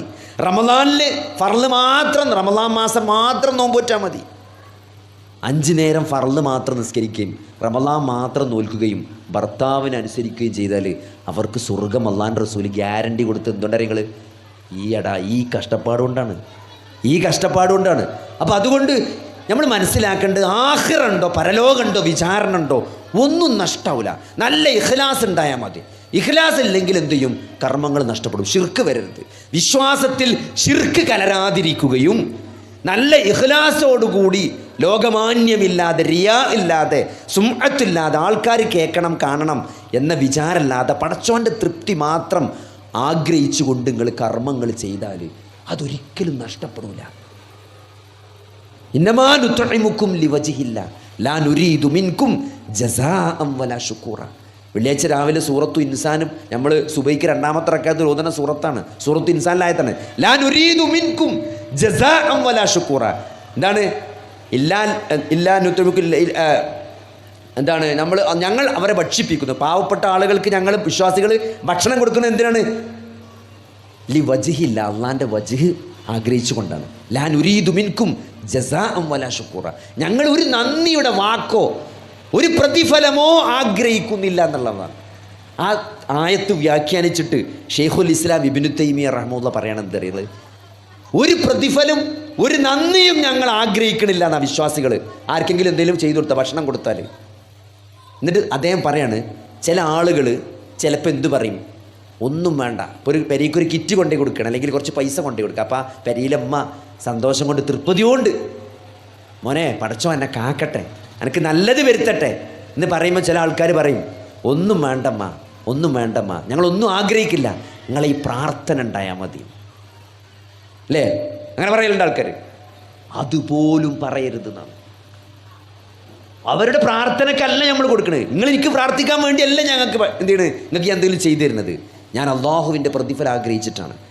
അതായത് നമ്മുടെ നിയ്യത്തിൽ 100% എന്ത് വേണം, 100% പരിശുദ്ധമായ നിയ്യത്തായിരിക്കണം. അതിൽ വേറൊന്നും കലരാൻ പാടില്ല. അത് അള്ളാൻ്റെ പ്രതിഫലം, നാളെ അള്ളാൻ്റെ കോടതിയിൽ ഈ കർമ്മങ്ങൾ സ്വീകരിക്കപ്പെടുക, അതിന് പ്രതിഫലം കിട്ടുക എന്നല്ലാതെ ഒരാഗ്രഹവും ഒരു വിഷയത്തിലും ഒരു വിശ്വാസിക്കുണ്ടായിരുന്നതാണ്. അപ്പോഴേ പടച്ചോ സ്വീകരിക്കുള്ളൂ, അപ്പോഴേ പ്രതിഫലം കിട്ടുള്ളൂ. അതൊരിക്കലും നഷ്ടപ്പെടുത്തില്ല. എന്ന് മാത്രമല്ല, അത് പടച്ചോ വളർത്തിക്കൊണ്ടിരും, വലുതാക്കും, അതിന് നഷ്ടമല്ല. അപ്പോൾ സഹോദരങ്ങളെ, അങ്ങനെ കാര്യങ്ങളെ കാണണമെങ്കിൽ എന്ത് വേണം? ഈ മരണത്തിന് ശേഷം ഒരു ജീവിതമുണ്ട്. ഇവിടെ ഞാൻ അനുഭവിക്കുന്ന പ്രയാസങ്ങൾക്കും പ്രതിസന്ധികൾക്കൊക്കെ ഇതൊക്കെ അള്ളാഹു അറിയുന്നുണ്ട്, കാണുന്നുണ്ട്. ഇതിനൊക്കെ അള്ളാഹു പ്രതിഫലം നൽകും. അതെന്താണ്? അത് അള്ളാഹിനെ പറ്റിയുള്ള അറിവാണ്. ഞാൻ അള്ളാഹിനെ ആരാധിക്കുക എന്ന് പറയാം. അള്ളാഹുവിനെ മാത്രം ആരാധിക്കാനാണ് നമ്മളെ സൃഷ്ടിച്ചത് എന്ന് പറയുമ്പം നമ്മളെ ജീവിതത്തിൻ്റെ ലക്ഷ്യതാണ്. ആ ലക്ഷ്യം എന്താണ്? ആ ലക്ഷ്യം അള്ളാഹുവിനെ അറിയലും മനസ്സിലാക്കലാണ്. നിങ്ങൾ ആലോചിച്ച് നോക്കി, ഇത്രയും കാരുണ്യവാനായ ഒരു പടച്ചോന്, ഒരു താബഈ പണ്ഡിതൻ മരിക്കാൻ കിടക്കുകയാണ്. താബഈ പണ്ഡിതൻ മരിക്കാൻ കിടക്കുകയാണ് ചെറുപ്പത്തിൽ, അതായത് വയസ്സായിട്ടല്ല, എന്താണ്, പ്രായമാകുന്നതിൻ്റെ മുമ്പ് ഒരു 30, 35, 40 വയസ്സിലൊക്കെ ഒരു ക്യാൻസറോ അങ്ങനെ കാര്യപ്പെട്ട എന്തെങ്കിലും ഒരു അസുഖം വന്നിട്ട് നമ്മളെ മകൻ മരിച്ചാൻ കിടക്കുന്ന സീനുകൾ ആലോചിച്ച് നോക്കി. ആ മകൻ്റെ തലക്കുമ്പുറത്ത് ഉമ്മ വന്ന് നുളൊളിച്ചിങ്ങനെ ഇരിക്കുകയാണ്, കരഞ്ഞിരിക്കുകയാണ്. അപ്പം അമ്മാൻ്റെ വിഷമം മാറ്റാൻ വേണ്ടിയിട്ട് ഈ പണ്ഡിതൻ ഉമ്മാനോട് ചോദിക്കുകയാണ്, ഉമ്മ ഞങ്ങളോടൊരു കാര്യം ചോദിക്കട്ടെ. എന്താ മോനെ? നാളെ പരലോകത്ത് വെച്ചിട്ട്, മഹ്ശറിൽ വെച്ചിട്ട് പടച്ചോൻ പറയാണ്, അള്ളാഹു ആണല്ലോ നമ്മളെ വിചാരണ ചെയ്യുക, അള്ളാഹു ആണ് നമ്മളെ സ്വർഗത്തുക്കും നരകത്തുക്കും ആക്കുക. അപ്പോൾ പടച്ചോൻ പറയാണ്, ഉമ്മാനെ വിളിച്ചിട്ട് പറയാണ്, നിങ്ങളെ മകൻ്റെ കാര്യത്തിൽ സ്വർഗത്തിലാണോ നരകത്തിലാണോ ആക്കേണ്ടതെന്ന് നിങ്ങൾ തീരുമാനിച്ചാളീന്ന് നാളെ പടച്ചോൻ സ്വർഗത്തിലേക്കും നരകത്തിലേക്കും മാറ്റാൻ, എന്നെ മാറ്റാനുള്ള അധികാരം നാളെ പടച്ചോൻ നിങ്ങൾക്ക് തന്നാൽ എൻ്റെ വിഷയത്തിലും എന്താണ് ചെയ്യാന്നാണ് ചോദിച്ചത്. എന്നെ സ്വർഗത്തേക്കാണോ നരകത്തേക്കാണോ ആക്കുകയെന്ന് ഉമ്മാനോട് ചോദിക്കണം ഈ മോൻ. അപ്പോൾ ആ ഉമ്മ പറയാണ്, എൻ്റെ മോൻ്റെ എല്ലാ കുറ്റും ഞാൻ പുറത്തു നിന്നിട്ട് എൻ്റെ ഉമ്മാൻ്റെ കുട്ടിനെ ഞാൻ സ്വർഗത്തേക്കാണാക്കുന്നതാണ്. അപ്പോൾ ആ പണ്ഡിതന്മാരോട് തിരിച്ചു പറഞ്ഞൊരു കാര്യം നമ്മളൊക്കെ ഓർക്കേണ്ട കാര്യമാണ്. മങ്ങളെന്താ വിചാരിച്ചത്? നിങ്ങളെക്കാൾ എന്നെ സ്നേഹിക്കുന്ന ഒരു അള്ളാഹുവിലാണ് ഞാൻ വിശ്വസിക്കണത്. സ്വന്തം മാതാവിനേക്കാൾ സ്നേഹിക്കുന്ന ഒരു അള്ളാഹിനെ പറ്റി നിങ്ങൾക്ക് ആലോചിക്കാൻ പറ്റുമോ? ഒരു യുദ്ധത്തിൽ വെറുതെ പറയല്ല, അള്ളാഹിൻ്റെ റസൂല് കാണിച്ചു കൊടുക്കുകയാണ്. ഒരു യുദ്ധം കഴിയുമ്പം നല്ല പൊടി ഇതൊക്കെ ഉണ്ടാവും. കാരണം കുതിരയും മനുഷ്യന്മാരും അങ്ങോട്ടും ഇങ്ങോട്ടും മരുഭൂമിയിൽ യുദ്ധം ചെയ്യുമ്പോൾ നല്ല പൊടി പടലങ്ങൾ ഉണ്ടാവും. ഒരു യുദ്ധം ഇങ്ങനെ കെട്ടടഞ്ഞ് നിൽക്കുകയാണ്. അതിൻ്റെ പൊടിയൊക്കെ ഇങ്ങനെ അമരുന്ന സമയത്ത് ഒരു ഉമ്മ ഇങ്ങനെ ഓടി നടക്കുകയാണ്. ആ അമ്മാൻ്റെ കുട്ടി നഷ്ടപ്പെട്ടിട്ടുണ്ട് യുദ്ധത്തിൽ. അങ്ങനെ ആ കുട്ടീനെ അവസാനം അമ്മ കണ്ടുപിടിക്കുകയാണ്. ആ കുട്ടീനെ അമ്മ അങ്ങനെ കെട്ടിപ്പിടിച്ചും തുരുതുരാ ഉമ്മ വെക്കുകയാണ്. ഇപ്പം നമുക്കറിയാം, നമ്മളെ കുട്ടീനെ കാണാനില്ലാണ്ടായി അല്ലേ? ഒരു കുട്ടീനെ കാണാൻ കുറച്ച് നേരത്തിന് കാണാനില്ല, എല്ലാവർക്കും അങ്ങോട്ടും ഇങ്ങോട്ടും പുള്ളി നൊളോളിയും ഉള്ളാക്കിടലും ഒക്കെ കഴിഞ്ഞ് കുറേ കഴിയുമ്പോണ്ടാവും സ്റ്റോർ റൂമിൽ ഇങ്ങനെ കുത്തിരക്കുണ്ടാവും. അപ്പോൾ ആ കുട്ടീനെ കണ്ട എന്തേക്കാരം ആ അമ്മ പിടിച്ചുകാണ്ട് അടിച്ചല്ല ചെയ്യുക, ആദ്യം അങ്ങോട്ട് കെട്ടിപ്പിടിച്ച് ഉമ്മക്കുക ചെയ്യുക. പിന്നെ അടിച്ചപ്പോൾ അടിയൊക്കെ പൊട്ടിന്ന് വരും. അതൊരു വികാരമാണ്, അതൊരു ഫീലിംഗാണ്. ആ സീന് കാണിച്ചു കൊടുക്കണം അള്ളാഹിൻ്റെ റസൂല്. ഇങ്ങോട്ട് നോക്കി ഈ കുട്ടിനെ അമ്മ തീയിൽ കൊണ്ടേയിടുമോ? അപ്പോൾ സഹാബത്ത് ഒരിക്കലും ഇല്ല പ്രവാചകരെ, എങ്ങനെയാണ് ഈ ഉമ്മ ആ കുട്ടിനെ നരകത്ത് നീ തീ കൊണ്ടിടുക? ഈ കുട്ടിനെ ഈ ഉമ്മ സ്നേഹിക്കുന്നതിനേക്കാൾ ഒരടിമയെ അള്ളാഹു സ്നേഹിക്കുന്നുണ്ട് എന്നാണ്. അപ്പം അങ്ങനത്തെ ഒരു അള്ളാഹ് ഉണ്ട്. ആ അള്ളാഹുവിനെയാണ് ഞാൻ വിശ്വസിക്കുന്നത്. ആ അള്ളാഹിനോടാണ് ഞാൻ ഈ നിസ്കാരത്തിന് ശേഷം ജീവിതകാലം മുഴുവൻ ഞാൻ പ്രാർത്ഥിച്ചത് ആ അള്ളാഹുവിനോടാണ്. ഞാൻ എൻ്റെ സങ്കടങ്ങൾ പറഞ്ഞത് ആ റബ്ബിനോടാണ്. ഞാൻ എൻ്റെ വിഷമങ്ങൾ പറഞ്ഞത് ആ അള്ളാഹുവിനോടാണ്. ഞാൻ വിശ്വസിക്കുന്നത് ആ അള്ളാഹുവിലാണ്. ഞാൻ പ്രതിസന്ധികളിൽ തവക്കുൽ ചെയ്യുന്നത് ആ അള്ളാഹുവിലാണ്. ഞാൻ പ്രതീക്ഷ വെക്കുന്നത് ചെയ്തു പോയ പാപങ്ങൾ ഓർത്ത് ആ പാപങ്ങൾ എനിക്ക് പുറത്തു തരുമെന്ന് ഞാൻ വിചാരിക്കുന്നത് ആ റബ്ബിലാണ്. അതുകൊണ്ട് ആ റബ്ബിനെ കൈവിടൂല. അതൊരു പ്രതീക്ഷയാണ്. അപ്പോൾ നിങ്ങളെന്നെ സ്വർഗത്തേക്ക് ആക്കുമെങ്കിൽ നിങ്ങളെക്കാൾ ഇന്ന് സ്നേഹിക്കുന്ന എൻ്റെ റബ്ബിനെ കൈവിടുമെന്നാണ്. അങ്ങനെ പടച്ചോനെ അറിയാനും കാണാനും അറിയാനും മനസ്സിലാക്കാനും സ്നേഹിക്കാനും ആരാധിക്കാനും, അങ്ങനെ ആരാധിക്കുമ്പോൾ അങ്ങനെ സ്നേഹിക്കുമ്പം എങ്ങനെ നമ്മൾ ശിർക്ക് ചെയ്യുക? എങ്ങനെ നമ്മൾ അള്ളല്ലാത്തൊരാളെ വിളിക്കുക? അള്ളാഹിനോട് എങ്ങനെ നമുക്ക് ദേഷ്യം തോന്നുക? അള്ളാഹിനോട് എങ്ങനെ നമുക്ക് വിഷമം തോന്നുക? അള്ളാൻ്റെ ഏത് കാര്യം നമുക്ക് ഹൈറാണ് എന്ന് ഒരാൾക്ക് വിശ്വസിക്കാൻ സാധിച്ചാൽ, ഒരാൾക്ക് മനസ്സിലാക്കാൻ സാധിച്ചാൽ, നമ്മളെ ജീവിതത്തിൽ ബാധിക്കുന്ന പ്രതിസന്ധികളിൽ അള്ളാഹിനോട് നമുക്ക് എങ്ങനെ വെറുക്കാൻ തോന്നുക? അള്ളാഹിനെ നമ്മളെങ്ങനെ വെറുക്കുക? ഒരിക്കലും കഴിയില്ല. അപ്പം അങ്ങനെ അള്ളാഹുവിനെ അറിയലാണ് ഈ ജീവിതത്തിൻ്റെ ലക്ഷ്യം. അള്ളാഹുവിനെ മനസ്സിലാക്കലാണ് ഈ ജീവിതത്തിൻ്റെ ലക്ഷ്യം. അള്ളാഹുവിനെ ഈ ആകാശത്തിൻ്റെ ഉച്ചിയോളം നിങ്ങൾ പാപങ്ങൾ ചെയ്താലും അത് മുഴുവൻ നിങ്ങൾക്ക് അള്ളാഹു പുറത്തു തരുമെന്നാണ് അല്ലേ? സമുദ്രത്തിലെ നുരകളോളം നിങ്ങൾ പാപങ്ങൾ ചെയ്താലും ആത്മാർത്ഥമായി പശ്ചാത്തപിച്ച് ശിഷ്ടജീവിതം നന്നാക്കിയാൽ അള്ളാഹു പുറത്തു തരുമെന്നാണ്. അള്ളാഹു കാരുണ്യവാനാണ്. ആ അറിവ് നമുക്ക് നൽകുന്ന ധൈര്യമുണ്ട്. ആ അറിവ് പോലും ആരാധനയാണ്. അങ്ങനെ പടച്ചോനെ മനസ്സിലാക്കുക എന്നുള്ളത് തന്നെ എന്താണ്? പടച്ചോനെ പ്രതീക്ഷിക്കുക എന്നുള്ളത് തന്നെ എന്താണ്?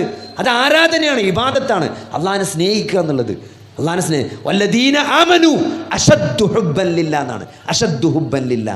വിശ്വാസികൾ ആരാണ്? അള്ളാഹുവിനോട് അതിശക്തമായ പ്രണയമുള്ളവരാണ്, പ്രേമമുള്ളവരാണ്, സ്നേഹമുള്ളവരാണ്. അള്ളാഹുവിനെ മറ്റെന്തിനേക്കാളും സ്നേഹിക്കുന്നവരാണ് ഒരു വിശ്വാസി. അതുകൊണ്ട് എന്താണ്? അതുകൊണ്ട് ഒന്നും നമുക്ക് എന്ത് ചെയ്യില്ല, ഒരു പ്രയാസം വരില്ല അല്ലേ? സാമ്പത്തികമായി പ്രയാസം ഉണ്ടായി, മക്കൾക്ക് അസുഖമുണ്ടായി അല്ലേ, വീട് പ്രശ്നം വന്നു, എല്ലാത്തിനും നമ്മൾ ചലഞ്ച് ചെയ്യപ്പെട്ടാലും എന്താണ്? അള്ളാഹു അലീമാണ് എന്നുള്ളൊരു അറിവുണ്ട്. എന്താണ്? ഇതൊക്കെ അള്ളാഹു അറിയുന്നുണ്ട്, അള്ളാഹു എല്ലാം കാണുന്നുണ്ട്, അള്ളാഹു എല്ലാം അറിയുന്നുണ്ട്. പിന്നെ ഞാൻ എൻ്റെ പ്രാർത്ഥന അള്ളാഹു കേൾക്കുന്നുണ്ട്, സമീ ആണ്. ആ പ്രാർത്ഥനയ്ക്ക് ഉത്തരം നൽകാൻ കഴിവുള്ള മുജീബാണ് അള്ളാഹു എന്ന അറിവ് ഇല്ലേ? ഇതിൻ്റെ അപ്പുറത്തോ ഇതിൻ്റെ പരിഹാരം എന്താണ്, ഇതിൻ്റെ പരിഹാരം എന്താണ് എന്ന് എന്നെക്കാൾ ഏറ്റവും കൂടുതൽ അറിയുന്നവനാണ് എൻ്റെ റബ്ബ് അല്ലേ? ആ പരിഹാരം നടപ്പിലാക്കാൻ കഴിവുള്ള ഖദീറാണ് എൻ്റെ റബ്ബ്. ഇതെന്നെ ഇത്രയും പറഞ്ഞ കാര്യങ്ങൾ നിങ്ങൾ ആലോചിച്ച് നോക്കി. അള്ളാഹു അറിവുള്ളവനാണ് അല്ലേ? എൻ്റെ പ്രയാസങ്ങൾ അറിയുന്നവനാണ്. അള്ളാഹു എൻ്റെ പ്രാർത്ഥന കേൾക്കുന്നവനാണ്. അള്ളാഹു എൻ്റെ പ്രാർത്ഥനയ്ക്ക് ഉത്തരം ചെയ്യുന്നവനാണ്. അള്ളാഹു ഇതിനുള്ള പരിഹാരം ഏറ്റവും നന്നായി അറിയുന്നവനാണ്. ആ പരിഹാരം നടപ്പിലാക്കാൻ കഴിവുള്ളവനാണ് അള്ളാഹു. അങ്ങനത്തെ ഒരു അള്ളാഹുവിൻ്റെ വലിയാണ് നമ്മളെന്ന് പറയുമ്പോൾ. ഷെയ്ഖുൽ ഇസ്ലാം ഇബ്നു തൈമിയ്യൻ്റെ ഒരു കിതാബുണ്ട്, അള്ളാൻ്റെ കൂട്ടുകാരും ഷെയ്ത്താൻ്റെ കൂട്ടുകാരും, ഔലിയാ ഉല്ലാഹി വ ഔലിയാ ഉശയാത്തി എന്ന് പറഞ്ഞിട്ട്. അതിൽ അദ്ദേഹം നല്ല സുന്ദരമായ ഒരു ചർച്ച പറയുന്നുണ്ട്. അതായത് ഒരാൾ എന്താണ് നല്ല പൈസക്കാരനായ മുസ്ലിം ആകണതാണോ നല്ലത്, അതല്ല പാവപ്പെട്ട മുസ്ലിം ആകണതാണോ നല്ലത്? അള്ളാൻ്റെ അടുക്ക ഏറ്റവും നല്ല ദറജ ആർക്കാണെന്നാണ്. അതായത് നല്ല പായേരം പിടിച്ചൊരു ചങ്ങായി അല്ലേ, ഇടങ്ങേറ്, പെരയിൽ അസുഖം, അതേപോലെ സാമ്പത്തികമായ പ്രശ്നം, വീടില്ല, വാടക വീട്ടിലാണ് താമസിക്കുന്നത്, ഉമ്മാക്ക് അസുഖം, മക്കൾക്ക് മാനസികം, അങ്ങനെ എല്ലാം കൊണ്ട് പായേരം പിടിച്ചൊരു ചങ്ങായി, പക്ഷെ നല്ല വിശ്വാസിയാണ്. ഓനാണോ നല്ലത്? ഭയങ്കര പൈസക്കാരൻ, എല്ലാ ജാതി വണ്ടിയുണ്ട്, അങ്ങനെ പൈസ പറക്കുക. നിങ്ങൾ പള്ളിക്ക് പോയി ചോദിച്ചാലും പൈസ തരും, എന്തിനും പൈസ, എല്ലാത്തിനും അള്ളാൻ്റെ മാർഗ്ഗത്തിൽ എത്രയും കൊടുക്കും. തഹജ്ജുദ് നിസ്കരിച്ച് നല്ല 1-ാം നമ്പർ മനുഷ്യൻ. ഏതാണ് പടച്ചോൻ്റെ അടുത്ത് ദറജ കൂടുതലുള്ള? ആർക്കാണ് പടച്ചോൻ്റെ അടുത്ത് ദറജ? ഈ പാവപ്പെട്ട മുസ്ലിമിനാണോ പൈസക്കാരനായ മുസ്ലിമിനാണോ? അതാണ് ചർച്ച. നിങ്ങൾ ആഗ്രഹിക്കേണ്ടത് പൈസക്കാരനായ മുസ്ലിം ആകാനാണോ അത് പാവപ്പെട്ട മുസ്ലിം ആകാനാണോ? അപ്പോൾ ഈ ചർച്ചയിൽ കുറേ കാര്യങ്ങൾ പറയുന്നുണ്ട്. അള്ളാഹുവിൻ്റെ റസൂലിൻ്റെ കാലത്തുള്ള സംഭവങ്ങളൊക്കെ ചർച്ചയിൽ പറയുന്നുണ്ട്. അതായത് മദീനയിൽ അഹ്ലു സുഫ എന്ന് പറഞ്ഞിട്ട് കുറേ സഹാബികളുണ്ടായിരുന്നു, തിന്നാനും ഒന്നിനും വകല്ലാത്ത വളരെ ദരിദ്രന്മാരായ സഹാബത്ത്. ഒരു പള്ളിക്ക് അങ്ങനെ ദിക്റും ചൊല്ലി കുത്തിരിക്കുക ചെയ്യുക, വളരെ സാമ്പത്തികമായി പ്രയാസം അനുഭവിക്കുന്നു, തിന്നാൻ പോലും കിട്ടാത്ത ആൾക്കാർ, സഹാബികൾ. അപ്പോൾ അവരിങ്ങനെ ഈ അബ്ദുറഹ്മാൻ ബിൻ ഔഫിനെയും ഉസ്മാൻ ബിൻ അഫ്ഫാനെ പോലത്തെ ആൾക്കാരെ തബൂക്ക് പോകണമെന്ന് പറയുമ്പോഴത്തേനും 1000 ഒട്ടകത്തൊക്കെ കൊടുക്കുന്ന മസ്ജിദുൻ നബവിയിൽ നിസ്കരിക്കാൻ സ്ഥലമല്ല, പള്ളി ചെറുതാണ്, സഹാബികളുടെ എണ്ണം കൂടി വരികയാണ്. മസ്ജിദുൻ നബവിയിൽ സഹാബികളെ കൊള്ളാണ്ടായി. അപ്പോൾ പള്ളി വലുതാക്കണമെങ്കിൽ ഇനി അപ്പുറത്തെ സ്ഥലം യഹൂദന്മാരെന്താണ്, അത് വാങ്ങണം, നല്ല വില ചോദിക്കുകയാണ്. അപ്പോൾ ഈ സ്ഥലം ആര് മസ്ജിദുൻ നബവിക്ക് ആര് വാങ്ങിത്തരുന്ന ചോദിച്ച് ഉസ്മാൻ ബിൻ അഫ്ഫാൻ അന്നത്തെ കാലത്ത് 1000 ദീനാർ കൊടുത്തിട്ട് ആ സ്ഥലം മസ്ജിദുൻ നബവിക്ക് വാങ്ങിക്കൊടുത്തു. ഇന്ന് മസ്ജിദുൻ നബവിയിൽ മഗ്‌രിബ് അസറൊക്കെ നിസ്കരിച്ച് കഴിഞ്ഞപ്പം ആ ഉസ്മാൻ ബിൻ അഫ്ഫാൻ വാങ്ങിക്കൊടുത്ത സ്ഥലത്ത് നിസ്കരിച്ച ആൾക്കാരുടെ കൂലി ഉസ്മാനുള്ളാഹിനെ രേഖപ്പെടുത്തപ്പെട്ടിട്ടുണ്ടാവും. നിങ്ങൾ ആലോചിക്കുക, എത്ര നിസ്കാരങ്ങൾ, എത്ര വലിയ ആൾക്കാരുടെ നിസ്കാരങ്ങൾ ഉസ്മാൻ ബിൻ അഫ്ഫാൻ്റെ പേരിൽ രേഖപ്പെടുത്തി കിട്ടണം. ആ സ്ഥലം കൊടുത്തുകൊണ്ടാണത് അല്ലേ? അപ്പോൾ അങ്ങനെ ഒരു മനസ്സ് സഹോദരങ്ങളെ നമുക്കുണ്ടാകുക എന്നുള്ളത്. അപ്പോൾ അങ്ങനെ അഹ്ലു സുഫയിൽപ്പെട്ട സഹാബിമാർക്ക് ഈ സമ്പത്തുള്ള സഹാബിമാരോട് ചെറിയൊരു വിഷമം. കാരണം ഒരു നബിൻ്റെ അടുത്ത് വന്നിട്ട് പറഞ്ഞു, നബിയെ ഓരിങ്ങനെ അള്ളാൻ്റെ മാർഗ്ഗത്തിൽ എത്രയാണ് കൊടുക്കുന്നത്, എത്രയോ പ്രതിഫലമാണ് ഒരു വാങ്ങിക്കൂട്ടുന്നത്, ഞങ്ങളുടെ അടുത്ത് 5 പൈസ ഇല്ലാത്തതുകൊണ്ടല്ലേ, ഉണ്ടെങ്കിൽ ഞങ്ങളും തരൂലേന്നാണ്. അപ്പോൾ നബി ഓരോ വിഷമം കണ്ടിട്ട് നബി ഓരോട് പറഞ്ഞു, നിങ്ങളൊരു കാര്യം ചെയ്യും, നിങ്ങൾ നിസ്കാരം കഴിഞ്ഞാൽ ഒരു 33 വട്ടം സുബ്ഹാനല്ലാഹ്, 33 വട്ടം അൽഹംദുലില്ലാഹ്, 33 വട്ടം അല്ലാഹു അക്ബറും ചൊല്ലിക്കോളി, നിങ്ങൾക്ക് മോലെ ദറജ കിട്ടാൻ അതാ നല്ലത് എന്ന് പറഞ്ഞു. അങ്ങനെ ഇവർ നമ്മളിപ്പോൾ ഈ ചെല്ലുന്ന സുബഹാനല്ലാഹ് ഇത് അങ്ങനെ ഉണ്ടായതാണ്. അങ്ങനെ ഇവർ മെല്ലെ ചെല്ലാൻ തുടങ്ങി. ഇവർ നിസ്കാരം കഴിഞ്ഞേക്ക്. അപ്പോൾ കുറേ കഴിഞ്ഞപ്പം ഇവരിങ്ങനെ ഈ പൈസക്കാരായ സഹാബിമാർ എന്താ ഇവർ ഇങ്ങനെ ചെല്ലണം നിസ്കാരം കഴിഞ്ഞിട്ട് നമ്മൾ ചെല്ലാത്ത എന്താ ഇവർ ചെല്ലണമെന്ന് അന്വേഷിച്ചപ്പം ഇതാണ് സംഭവം. അങ്ങനെ ഓരും ചെല്ലാൻ തുടങ്ങി. ഇത് പൈസക്കാരായ സഹാബിമാർ സുബഹാനല്ലാഹ് എല്ലാം തുടങ്ങി, അൽഹംദുലില്ലാഹ് അല്ലാഹു അക്ബർ എല്ലാം തുടങ്ങി. അപ്പോൾ ഒരു പിന്നെ നബിൻ്റെ അടുത്ത് വന്നു. അല്ല നബി അത് ഓരും ചെല്ലാൻ തുടങ്ങിയാലോ ഇപ്പോൾ ഇനിയിപ്പോൾ നമ്മൾ എന്താ ചെയ്യിച്ചു. അപ്പോൾ ദാലിക ഫദ്ലുല്ലാഹി യുഅ്തീഹി മൻ യശാ എന്നാണ്. അള്ളാഹിൻ്റെ ഫദ്ലാണ് പൈസ എന്നാണ്. അത് അള്ളാഹ് ഇഷ്ടമുള്ളവർക്ക് കൊടുക്കും.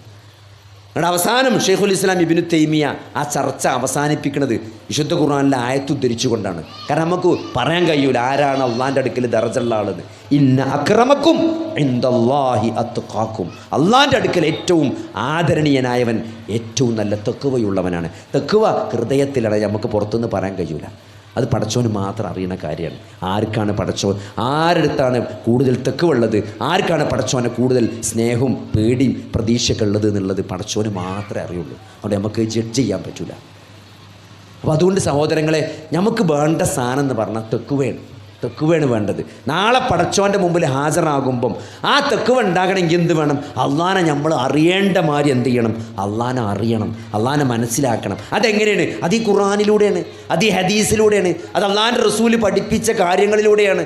അള്ളാൻ്റെ റസൂല് നമുക്ക് അറിയിച്ചു തന്ന കാര്യങ്ങൾ നമ്മൾ അറിയുകയും പഠിക്കുകയും മനസ്സിലാക്കുകയും ചെയ്യുമ്പോഴാണ് നമ്മൾ എന്ത് ചെയ്യുക? നമ്മൾ ആ കൂടുതൽ അള്ളാഹുവിലേക്ക് നമുക്ക് അടുക്കാൻ പറ്റുക അല്ലേ? അപ്പോൾ ഷിർക്ക് വരാൻ പാടില്ല. ജീവിതത്തിൽ ഒരിക്കലും നമുക്ക് ഷിർക്ക് സംഭവിക്കരുത്. ഷിർക്ക് സംഭവിച്ചാൽ നമ്മളെ കാര്യങ്ങളൊക്കെ എന്ത് ചെയ്യും? ബാത്തിലായിപ്പോവും. എന്താ ഷിർക്ക് പറഞ്ഞാൽ? അള്ളാനെ നമ്മൾ അല്ലാത്ത ആൾ ഒരിക്കലും നമ്മൾ എന്ത് ചെയ്യാൻ പാടില്ല? വിളിച്ച് പ്രാർത്ഥിക്കാൻ പാടില്ല. എത്രയോ ആൾക്കാർ മൊയ്തീൻ ഷെയ്ഖെ കാക്കണേ, യാഹൂത്തങ്ങളെ കാക്കണേ, മമ്പുറത്ത് തങ്ങളെ കാക്കണേ, ഒരു പ്രയാസം ഉണ്ടാകുമ്പോൾ അവിടെ പോയി കണ്ട് നൂലും വെള്ളവും കൊണ്ടുവന്ന് കണ്ട് കെട്ടും കുടിച്ചൊക്കെ ചെയ്തിട്ട് അതാ തങ്ങൾ പാപ്പാൻ്റെ ബർക്കത്തുകൊണ്ട് മാറുന്നു. സഹോദരങ്ങളെ, അസുഖം മാറ്റുന്നത് അള്ളാഹുവാണ്. ജീവിതത്തിൽ എന്തെങ്കിലും ഒരു പ്രയാസമുണ്ടായാൽ ആ പ്രയാസം നീക്കം ചെയ്യാൻ അള്ളാഹ്ക്ക് മാത്രമേ കഴിയുള്ളൂ. എൻ്റെ ജീവിതത്തിൽ എന്നെ ബാധിക്കുന്ന ഏതൊരു പ്രയാസവും അത് അള്ളാഹുവിൻ്റെ തീരുമാനമാണ്, അത് അള്ളാഹുവിൽ നിന്നുള്ളതാണ്. അത് മാറ്റാൻ അത് അള്ളാഹുവിന് മാത്രമേ കഴിയുള്ളൂ. അത് എവിടെയെങ്കിലും നൂലും വെള്ളവും കൊണ്ടുവന്ന് കുടിച്ചോണ്ടോ കെട്ടിയതുകൊണ്ടോ അല്ലെങ്കിൽ ഏതെങ്കിലും ചാരം മൂടിയ തുണി കൊണ്ട് മൂടിയാലോ സഹോദരങ്ങളെ, എന്നെ ബാധിച്ച പ്രശ്നങ്ങളെ മാറ്റാൻ ആ തങ്ങൾ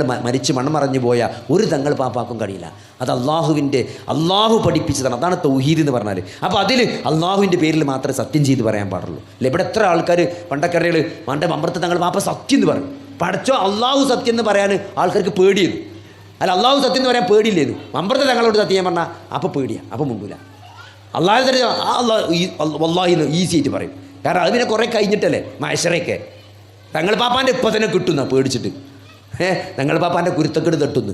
അപ്പോൾ സഹോദരങ്ങളെ, അങ്ങനെ കുരുത്തക്കേട് അള്ളാഹുവോ റസൂലോ വിശുദ്ധ ഖുർആനിലോ ഹദീസിലോ പഠിപ്പിച്ചിട്ടില്ല. അള്ളാഹിനെയാണ് നമ്മൾ പേടിക്കേണ്ടത്. അള്ളാഹുവിനെ ഭയപ്പെടുന്ന പോലെ നമ്മൾ ഒരാളെയും ഭയപ്പെടരുത്.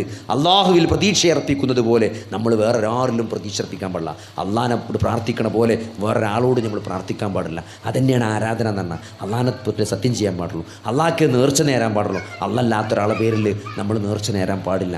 അതൊക്കെ അള്ളാഹുവിൽ നിന്ന് നമ്മളെ അകറ്റിക്കളയും. അതൊക്കെ നമ്മളെ ശിർക്ക് ാണ് എന്ന് നമ്മൾ വളരെ വ്യക്തമായിട്ട് നമ്മൾ മനസ്സിലാക്കേണ്ടതുണ്ട്. അപ്പോൾ അത് നമ്മുടെ ജീവിതത്തിൽ നമ്മളെ ഒരിക്കലും അത് സംഭവിക്കാൻ പാടില്ല. രണ്ടാമത്തത് ഞാൻ നേരത്തെ പറഞ്ഞ പോലെ ചെയ്യുന്ന കാര്യങ്ങൾ ഇഖ്ലാസോടുകൂടി ചെയ്യുക എന്നുള്ളതാണ്. അള്ളാഹുവിൻ്റെ റസൂല് പഠിപ്പിച്ച പോലെ ഇത്തിബാഴുമാണ്. നമ്മൾ ഏതൊരു കാര്യം ചെയ്യുമ്പോഴും അള്ളാഹിൻ്റെ റസൂൽ എങ്ങനെയാണോ പഠിപ്പിച്ചത്, നിസ്കാരാകട്ടെ നോമ്പാകട്ടെ ഏത് ആരാധനാ കർമ്മങ്ങളും അള്ളാഹിൻ്റെ റസൂൽ എങ്ങനെയാണോ പഠിപ്പിച്ചത്.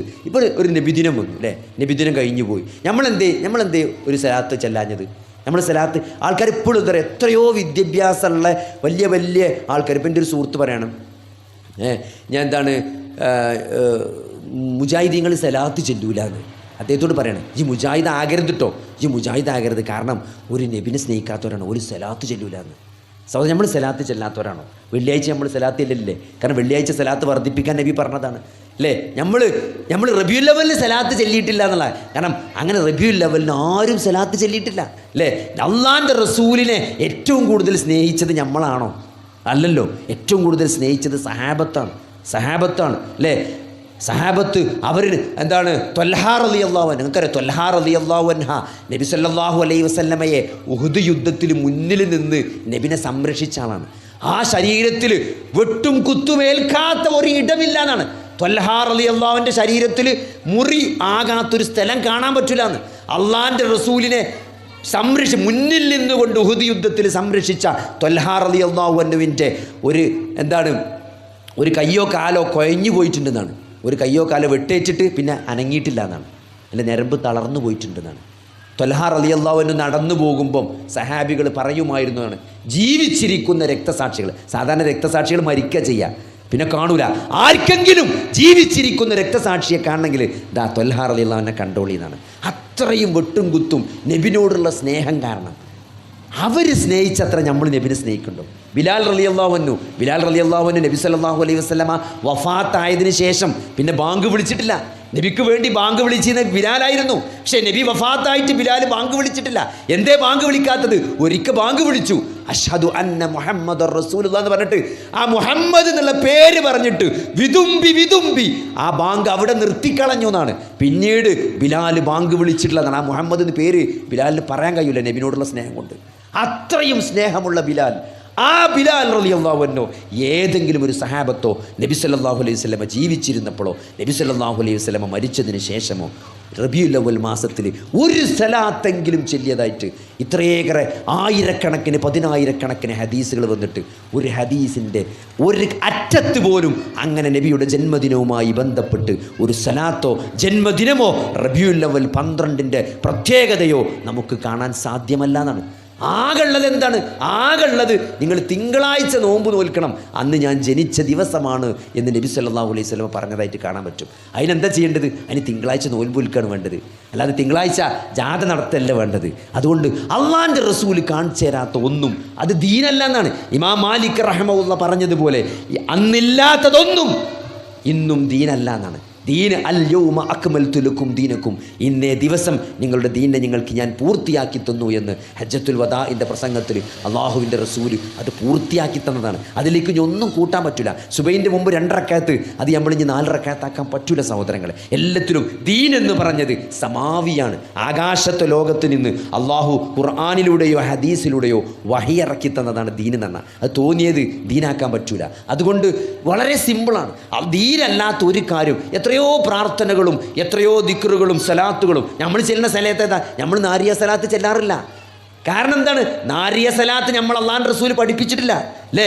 നിങ്ങൾ അല്ലാഹു സല്ലു അലൈഹി വസല്ലിമു തസ്ലീമ യാ അയ്യുഹല്ലദീന ആമനു സല്ലു അലൈഹി വസല്ലിമു തസ്ലീമ, അല്ലയോ സത്യവിശ്വാസികളെ, ഇന്നല്ലാഹ വ മലായികതഹു യുസല്ലൂന അലൻ നബിയ്യ്, നിശ്ചയമായും മലക്കുകളും അള്ളാഹുവും അള്ളാഹുവിൻ്റെ റസൂലിന് സലാത്ത് ചെല്ലുന്നു എന്ന് പറയുമ്പം നിങ്ങളും അള്ളാഹുവിൻ്റെ റസൂലിന് സലാത്ത് ചെല്ലണം എന്ന് വിശുദ്ധ ഖുർആനിലെ ആയത്തിറങ്ങിയപ്പം സഹാബത്ത് വന്നിട്ട് നബിനോട് ചോദിക്കുകയാണ്, നബിയെ, അള്ളാഹ് പറയണ്ടല്ലോ സലാത്ത് ചെല്ലണം, സലാമു ചെല്ലണം എന്ന്. സലാമു ഞങ്ങൾ ചെല്ലാറുണ്ട്, അസ്സലാമു അലൈക യാ റസൂലല്ലാഹ് ഞങ്ങൾ പറയലുണ്ട്. പക്ഷേ ഈ സലാത്ത് എങ്ങനെയാണ് ചെല്ലേണ്ടത് എന്ന് ഈ ആയത്തിറങ്ങിയപ്പം സഹാബത്ത് വന്ന് ചോദിക്കണം നബിനോട്. അപ്പം നബി പറയാണ്, ഇങ്ങനെയാണ് നിങ്ങൾ സലാത്ത് ചെല്ലേണ്ടതെന്ന് പറഞ്ഞിട്ട് നബി സല്ലല്ലാഹു അലൈഹി വസല്ലമ പഠിപ്പിച്ചെടുത്ത സലാത്താണ് ഇബ്രാഹീമി സലാത്ത്. നമ്മൾ അത്തയ്യാത്തിലും മയ്യത്ത് നിസ്കാരത്തിലൊക്കെ ഓതുന്ന സലാത്തില്ലേ, ആ സലാത്താണ് നബി സല്ലല്ലാഹു അലൈഹി വസല്ലമ പഠിപ്പിച്ചെടുത്ത സലാത്ത്. ആ സലാത്താണ് നമ്മൾ ചെല്ലലുള്ളൂ. സല്ലല്ലാഹു അലാ മുഹമ്മദ് സല്ലല്ലാഹു അലൈഹി വസല്ലം എന്ന് മുജാഹിദീങ്ങൾ ചെല്ലാത്ത എന്തുകൊണ്ടാണ്? അള്ളാഹിൻ്റെ റസൂലിനോട് സഹാബത്ത് ചോദിച്ചു എങ്ങനെയാണ് സലാത്ത് ചെല്ലേണ്ടത് എന്ന്.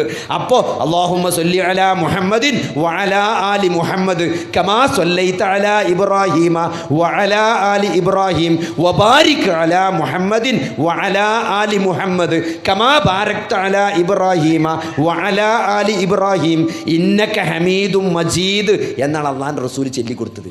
ആ സലാത്താണ് നമ്മൾ ചെല്ലുന്നത്.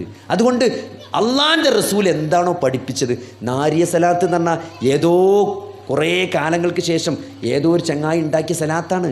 ആ സലാത്താണോ നമ്മൾ ചെല്ലേണ്ടത് സഹോദരങ്ങളെ? അത് അള്ളാഹിൻ്റെ റസൂൽ സഹാബത്തിന് പഠിപ്പിച്ചെടുത്ത് ഓതിക്കൊടുത്ത് പഠിപ്പിച്ച സലാത്താണോ നമ്മൾ ചെല്ലേണ്ടത്? അതുകൊണ്ട് നമുക്ക് ആരോടും ഒരു ദേഷ്യമില്ല. ഇത് നമ്മൾ എന്തോ ഇത് വേറിട്ട് നിൽക്കാൻ വേണ്ടിക്കാണ്ട് മുജാഹിദീങ്ങൾ നെഞ്ഞത്ത് കയ്യട്ടെന്ന് പറയുന്നുണ്ട്. ഞങ്ങൾ അല്ല മാറി നിൽക്കാൻ വേണ്ടിയിട്ട് വ്യത്യസ്തമാകാൻ വേണ്ടിയിട്ടല്ല നമ്മൾ നെഞ്ഞത്ത് കെട്ടുന്നത്. സ്വദർ എന്നാണ് പറയല്ലേ. ചില ആൾക്കാർ ഇവിടെ കൊണ്ടുപോയി കെട്ടണം, അവിടെ നിന്ന് കിട്ടുന്നത് ശരിയല്ല എന്നാണല്ലേ അഭിപ്രായക്കാരനാണ് ഞാൻ. നമ്മൾ സ്വദറിൽ കെട്ടണം എന്നാണ് ഹദീസിലുള്ളത്. അപ്പോൾ ആ പള്ളമ്മൽ അല്ലെങ്കിൽ പറ്റ താഴത്ത് കെട്ടണം എന്ന് നമുക്ക് സ്വദറിന് അർത്ഥം വെക്കാൻ പറ്റൂല. അതുകൊണ്ടാണ് നമ്മൾ എന്ത് ചെയ്യണത്, അങ്ങനെ കൈ കെട്ടണം. അപ്പോൾ എന്ത് കാര്യം അള്ളാൻ്റെ റസൂൽ എന്താണോ കൽപ്പിച്ചത് അതാണ് ദീന്, അതാണ് നമ്മൾ ചെയ്യണത്. അതുകൊണ്ട് ആ ദീനനുസരിച്ച് ജീവിക്കുമ്പോഴാണ് സഹോദരങ്ങളെ നാളെ അള്ളാഹുവിൻ്റെ പ്രതിഫലം ഉണ്ടാകുക. കാരണം നാളെ ഹൗദുൽ കൗസറിൻ്റെ അടുത്തേക്ക് എല്ലാവരും വരുന്നതാണ്, മുസ്ലിങ്ങളൊക്കെ വരുന്നതാണ്. അപ്പോൾ നബി സല്ലല്ലാഹു അലൈഹി വസല്ലമ കുറേ ആൾക്കാരവിടുന്ന് ആട്ടിവിടുന്നതാണ്. ഫസ്ഹക്കൻ, മാറിപ്പോകൂ എന്ന് അള്ളാൻ്റെ റസൂല് ഈ ഉമ്മത്തിനോട് പറയാൻ ആലോചിങ്ങൾ.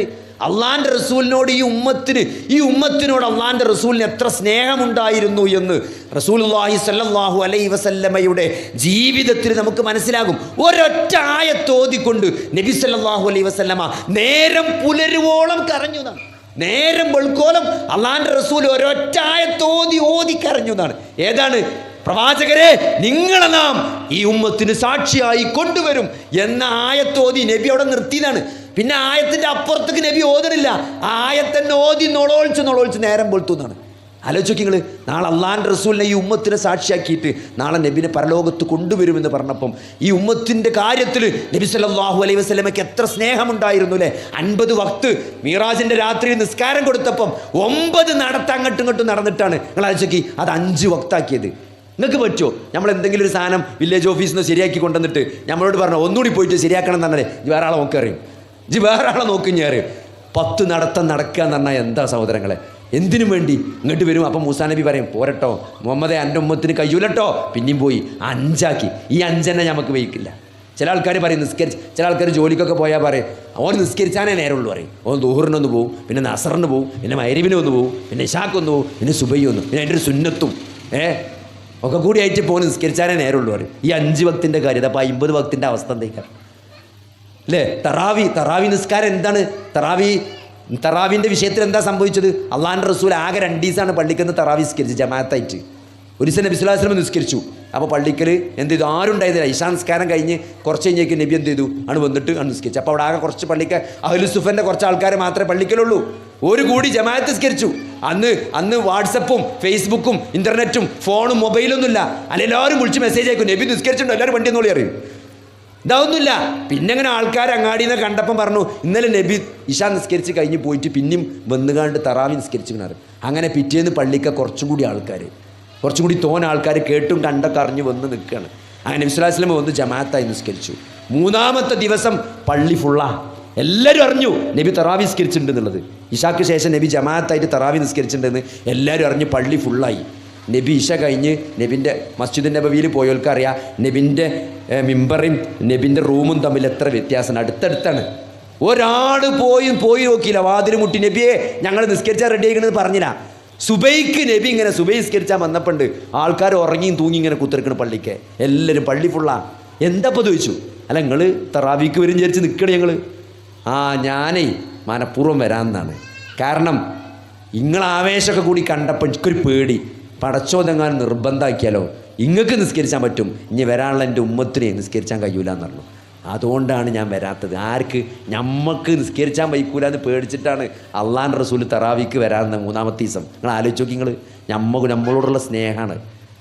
അങ്ങനെ ഉമ്മത്തിനെ സ്നേഹിച്ച അള്ളാഹുവിൻ്റെ റസൂല് നാളെ ഹൗദുൽ കൗസറിൻ്റെ വക്കത്ത് വെച്ചിട്ട് പൊയ്ക്കോളി ഇടാന്ന് ചില ആൾക്കാരോട് പറയുന്നതാണ്. മാറിപ്പോകും ഫസ്ഹക്കൻ എന്ന് പറയും. ആരോടാണ്?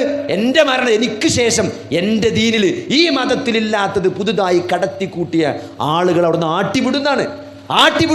അതുകൊണ്ട് അള്ളാൻ്റെ റസൂൽ കാണിച്ചു തരാത്തൊരു ഇബാദത്തും ഒരു ചര്യയും നമ്മൾ ജീവിതത്തിൽ കൊണ്ടടക്കരുത്. എത്രയോ പഠിപ്പിച്ച് എത്രയോ നിസ്കാരങ്ങളും ദിക്റുകളും ദുആകളും എത്രങ്ങാനുണ്ട് സഹോദരങ്ങളെ. അതന്നെ ചെയ്താൽ തീരൂല. അതുകൊണ്ട് നമ്മൾ ചെയ്യുമ്പോൾ അള്ളാൻ്റെ റസൂല് പഠിപ്പിച്ച കൃത്യമായ മാർഗദർശനമുള്ള വഹിയുള്ള ഹദീസും ഖുർആനും കൊണ്ട് സ്ഥിരപ്പെട്ട കാര്യങ്ങൾ ചെയ്യാൻ നമ്മൾ പരമാവധി ശ്രമിക്കുക എന്നുള്ളതാണ്. പിന്നെ ദുനിയാവിനെ സംബന്ധിച്ചിടത്തോളം ദുനിയാവ് എന്ന് പറഞ്ഞാൽ അത് ഒരു വഞ്ചനയുടെ ചരക്കാണ്. അത് നമ്മളെങ്ങനെ കബളിപ്പിച്ചു കൊണ്ടേ ഞാൻ മുന്നോട്ട് പോകും. ഒരാളും ദുനിയാവിൻ്റെ കാര്യത്തിൽ പൂർണ്ണമായി സംതൃപ്തനാകാൻ കഴിയില്ല. ദുനിയാവ് അങ്ങനെയാണ്. അതുകൊണ്ടാണ് അത് വഞ്ചിക്കുമെന്ന് പറഞ്ഞത്. അത് വഞ്ചനാ ചരക്കാണെന്ന് പറഞ്ഞത് എന്തുകൊണ്ടാണ്? അതുകൊണ്ട് ഒരാൾക്ക് ഹാപ്പി ആകാൻ പറ്റൂല. നമ്മൾ വിചാരിച്ചെന്താണ്? ഇപ്പോൾ ചില ആൾക്കാർ പറയും ഞാൻ എൻ്റെ ഒരു കച്ചവടമുണ്ട്, ചെറിയൊരു കച്ചവടമുണ്ട്, അതൊന്ന് നന്നായ ഇൻഷാ അല്ലാഹ് അതൊരു ലാഭം കിട്ടി അത്യാവശ്യം ആയാൽ ഞാൻ എൻ്റെ പരിപാടിയൊക്കെ നിർത്തി, ഞാൻ കറക്റ്റ് നിസ്കാരത്തിന് വരും, ഞാൻ ഉംറക്ക് ഹജ്ജിനൊക്കെ ഞാൻ ഉണ്ടാവും, ഞാൻ വളരെ സജീവയിക്കാരെന്നാണ്. ഒരു കുന്തുണ്ടാവില്ല. ആ പീടിയുടെ നന്നായ എന്ത് ചെയ്യും? എടക്കരങ്ങാടിയിലെ പീടിയ നന്നായ ചുങ്കത്തറങ്ങാടിയിൽ പീടി തുടങ്ങും, ചുങ്കത്തറങ്ങാടിയിലെ പീടിയ നന്നായ നിലമ്പൂരങ്ങാടിയിൽ ഓൻ്റെ പീടി തുടങ്ങും, നിലമ്പൂരങ്ങാടിയിൽ പീടി എന്നാവും മഞ്ചേരിക്ക് ഇറങ്ങും, മഞ്ചേരി ഉണ്ടായവനോ കൊണ്ടോട്ടിക്ക് പോകും, മഞ്ചേരിയും കൊണ്ടോട്ടിയും ചുങ്കത്തറയൊക്കെ ഉസാറായ ഓൻ ദുബായിൽ ഷോപ്പിടും. ഓനെ തീരെ കിട്ടൂല നിങ്ങൾക്ക്. അതാണ് ദുന്യാവിൻ്റെ അവസ്ഥ. ദുന്യാവോടെ നിൽക്കാൻ വയ്ക്കൂല. ആദമിൻ്റെ മക്കൾക്ക് സ്വർഗത്തിൻ്റെ ഒരു താഴ്വര കൊടുത്താലേ അടുത്ത ചോദ്യം തരവ് രണ്ടാമത്തെ തോട് എന്നാ ചോദിച്ചാൽ. രണ്ടാമത്തെ തോട് ഒരു കഥ ഉണ്ട്.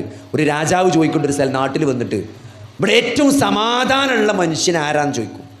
അപ്പോൾ എന്തിനു ചോദിക്കും? ഓൻ്റെ സമാധാനം കെടുത്തി തരാമെന്നാണ്. സമാധാനം കെടുത്തി കാണിച്ചു തരാൻ. അപ്പോൾ ഒരാളെ കാണിച്ചു കൊടുക്കും, ഇയാളാണ് ഈ നാട്ടിലെ എന്തുണ്ടായാലും കുലുങ്ങാത്ത സമാധാനമുള്ളൊരു മനുഷ്യൻ, ഇയാൾക്ക് ഉറക്കം നഷ്ടപ്പെടലിലൊക്കെ ഇയാൾ ഹാപ്പിയാണ്. അങ്ങനെ ഓൻ്റെ പെരൻ്റെ വാതിലൊക്കെ കൊണ്ടുപോയിക്കാണ്ട് ഒരു സ്വർണത്തിൻ്റെ കിഞ്ച് കൊണ്ടുപോയിട്ടു.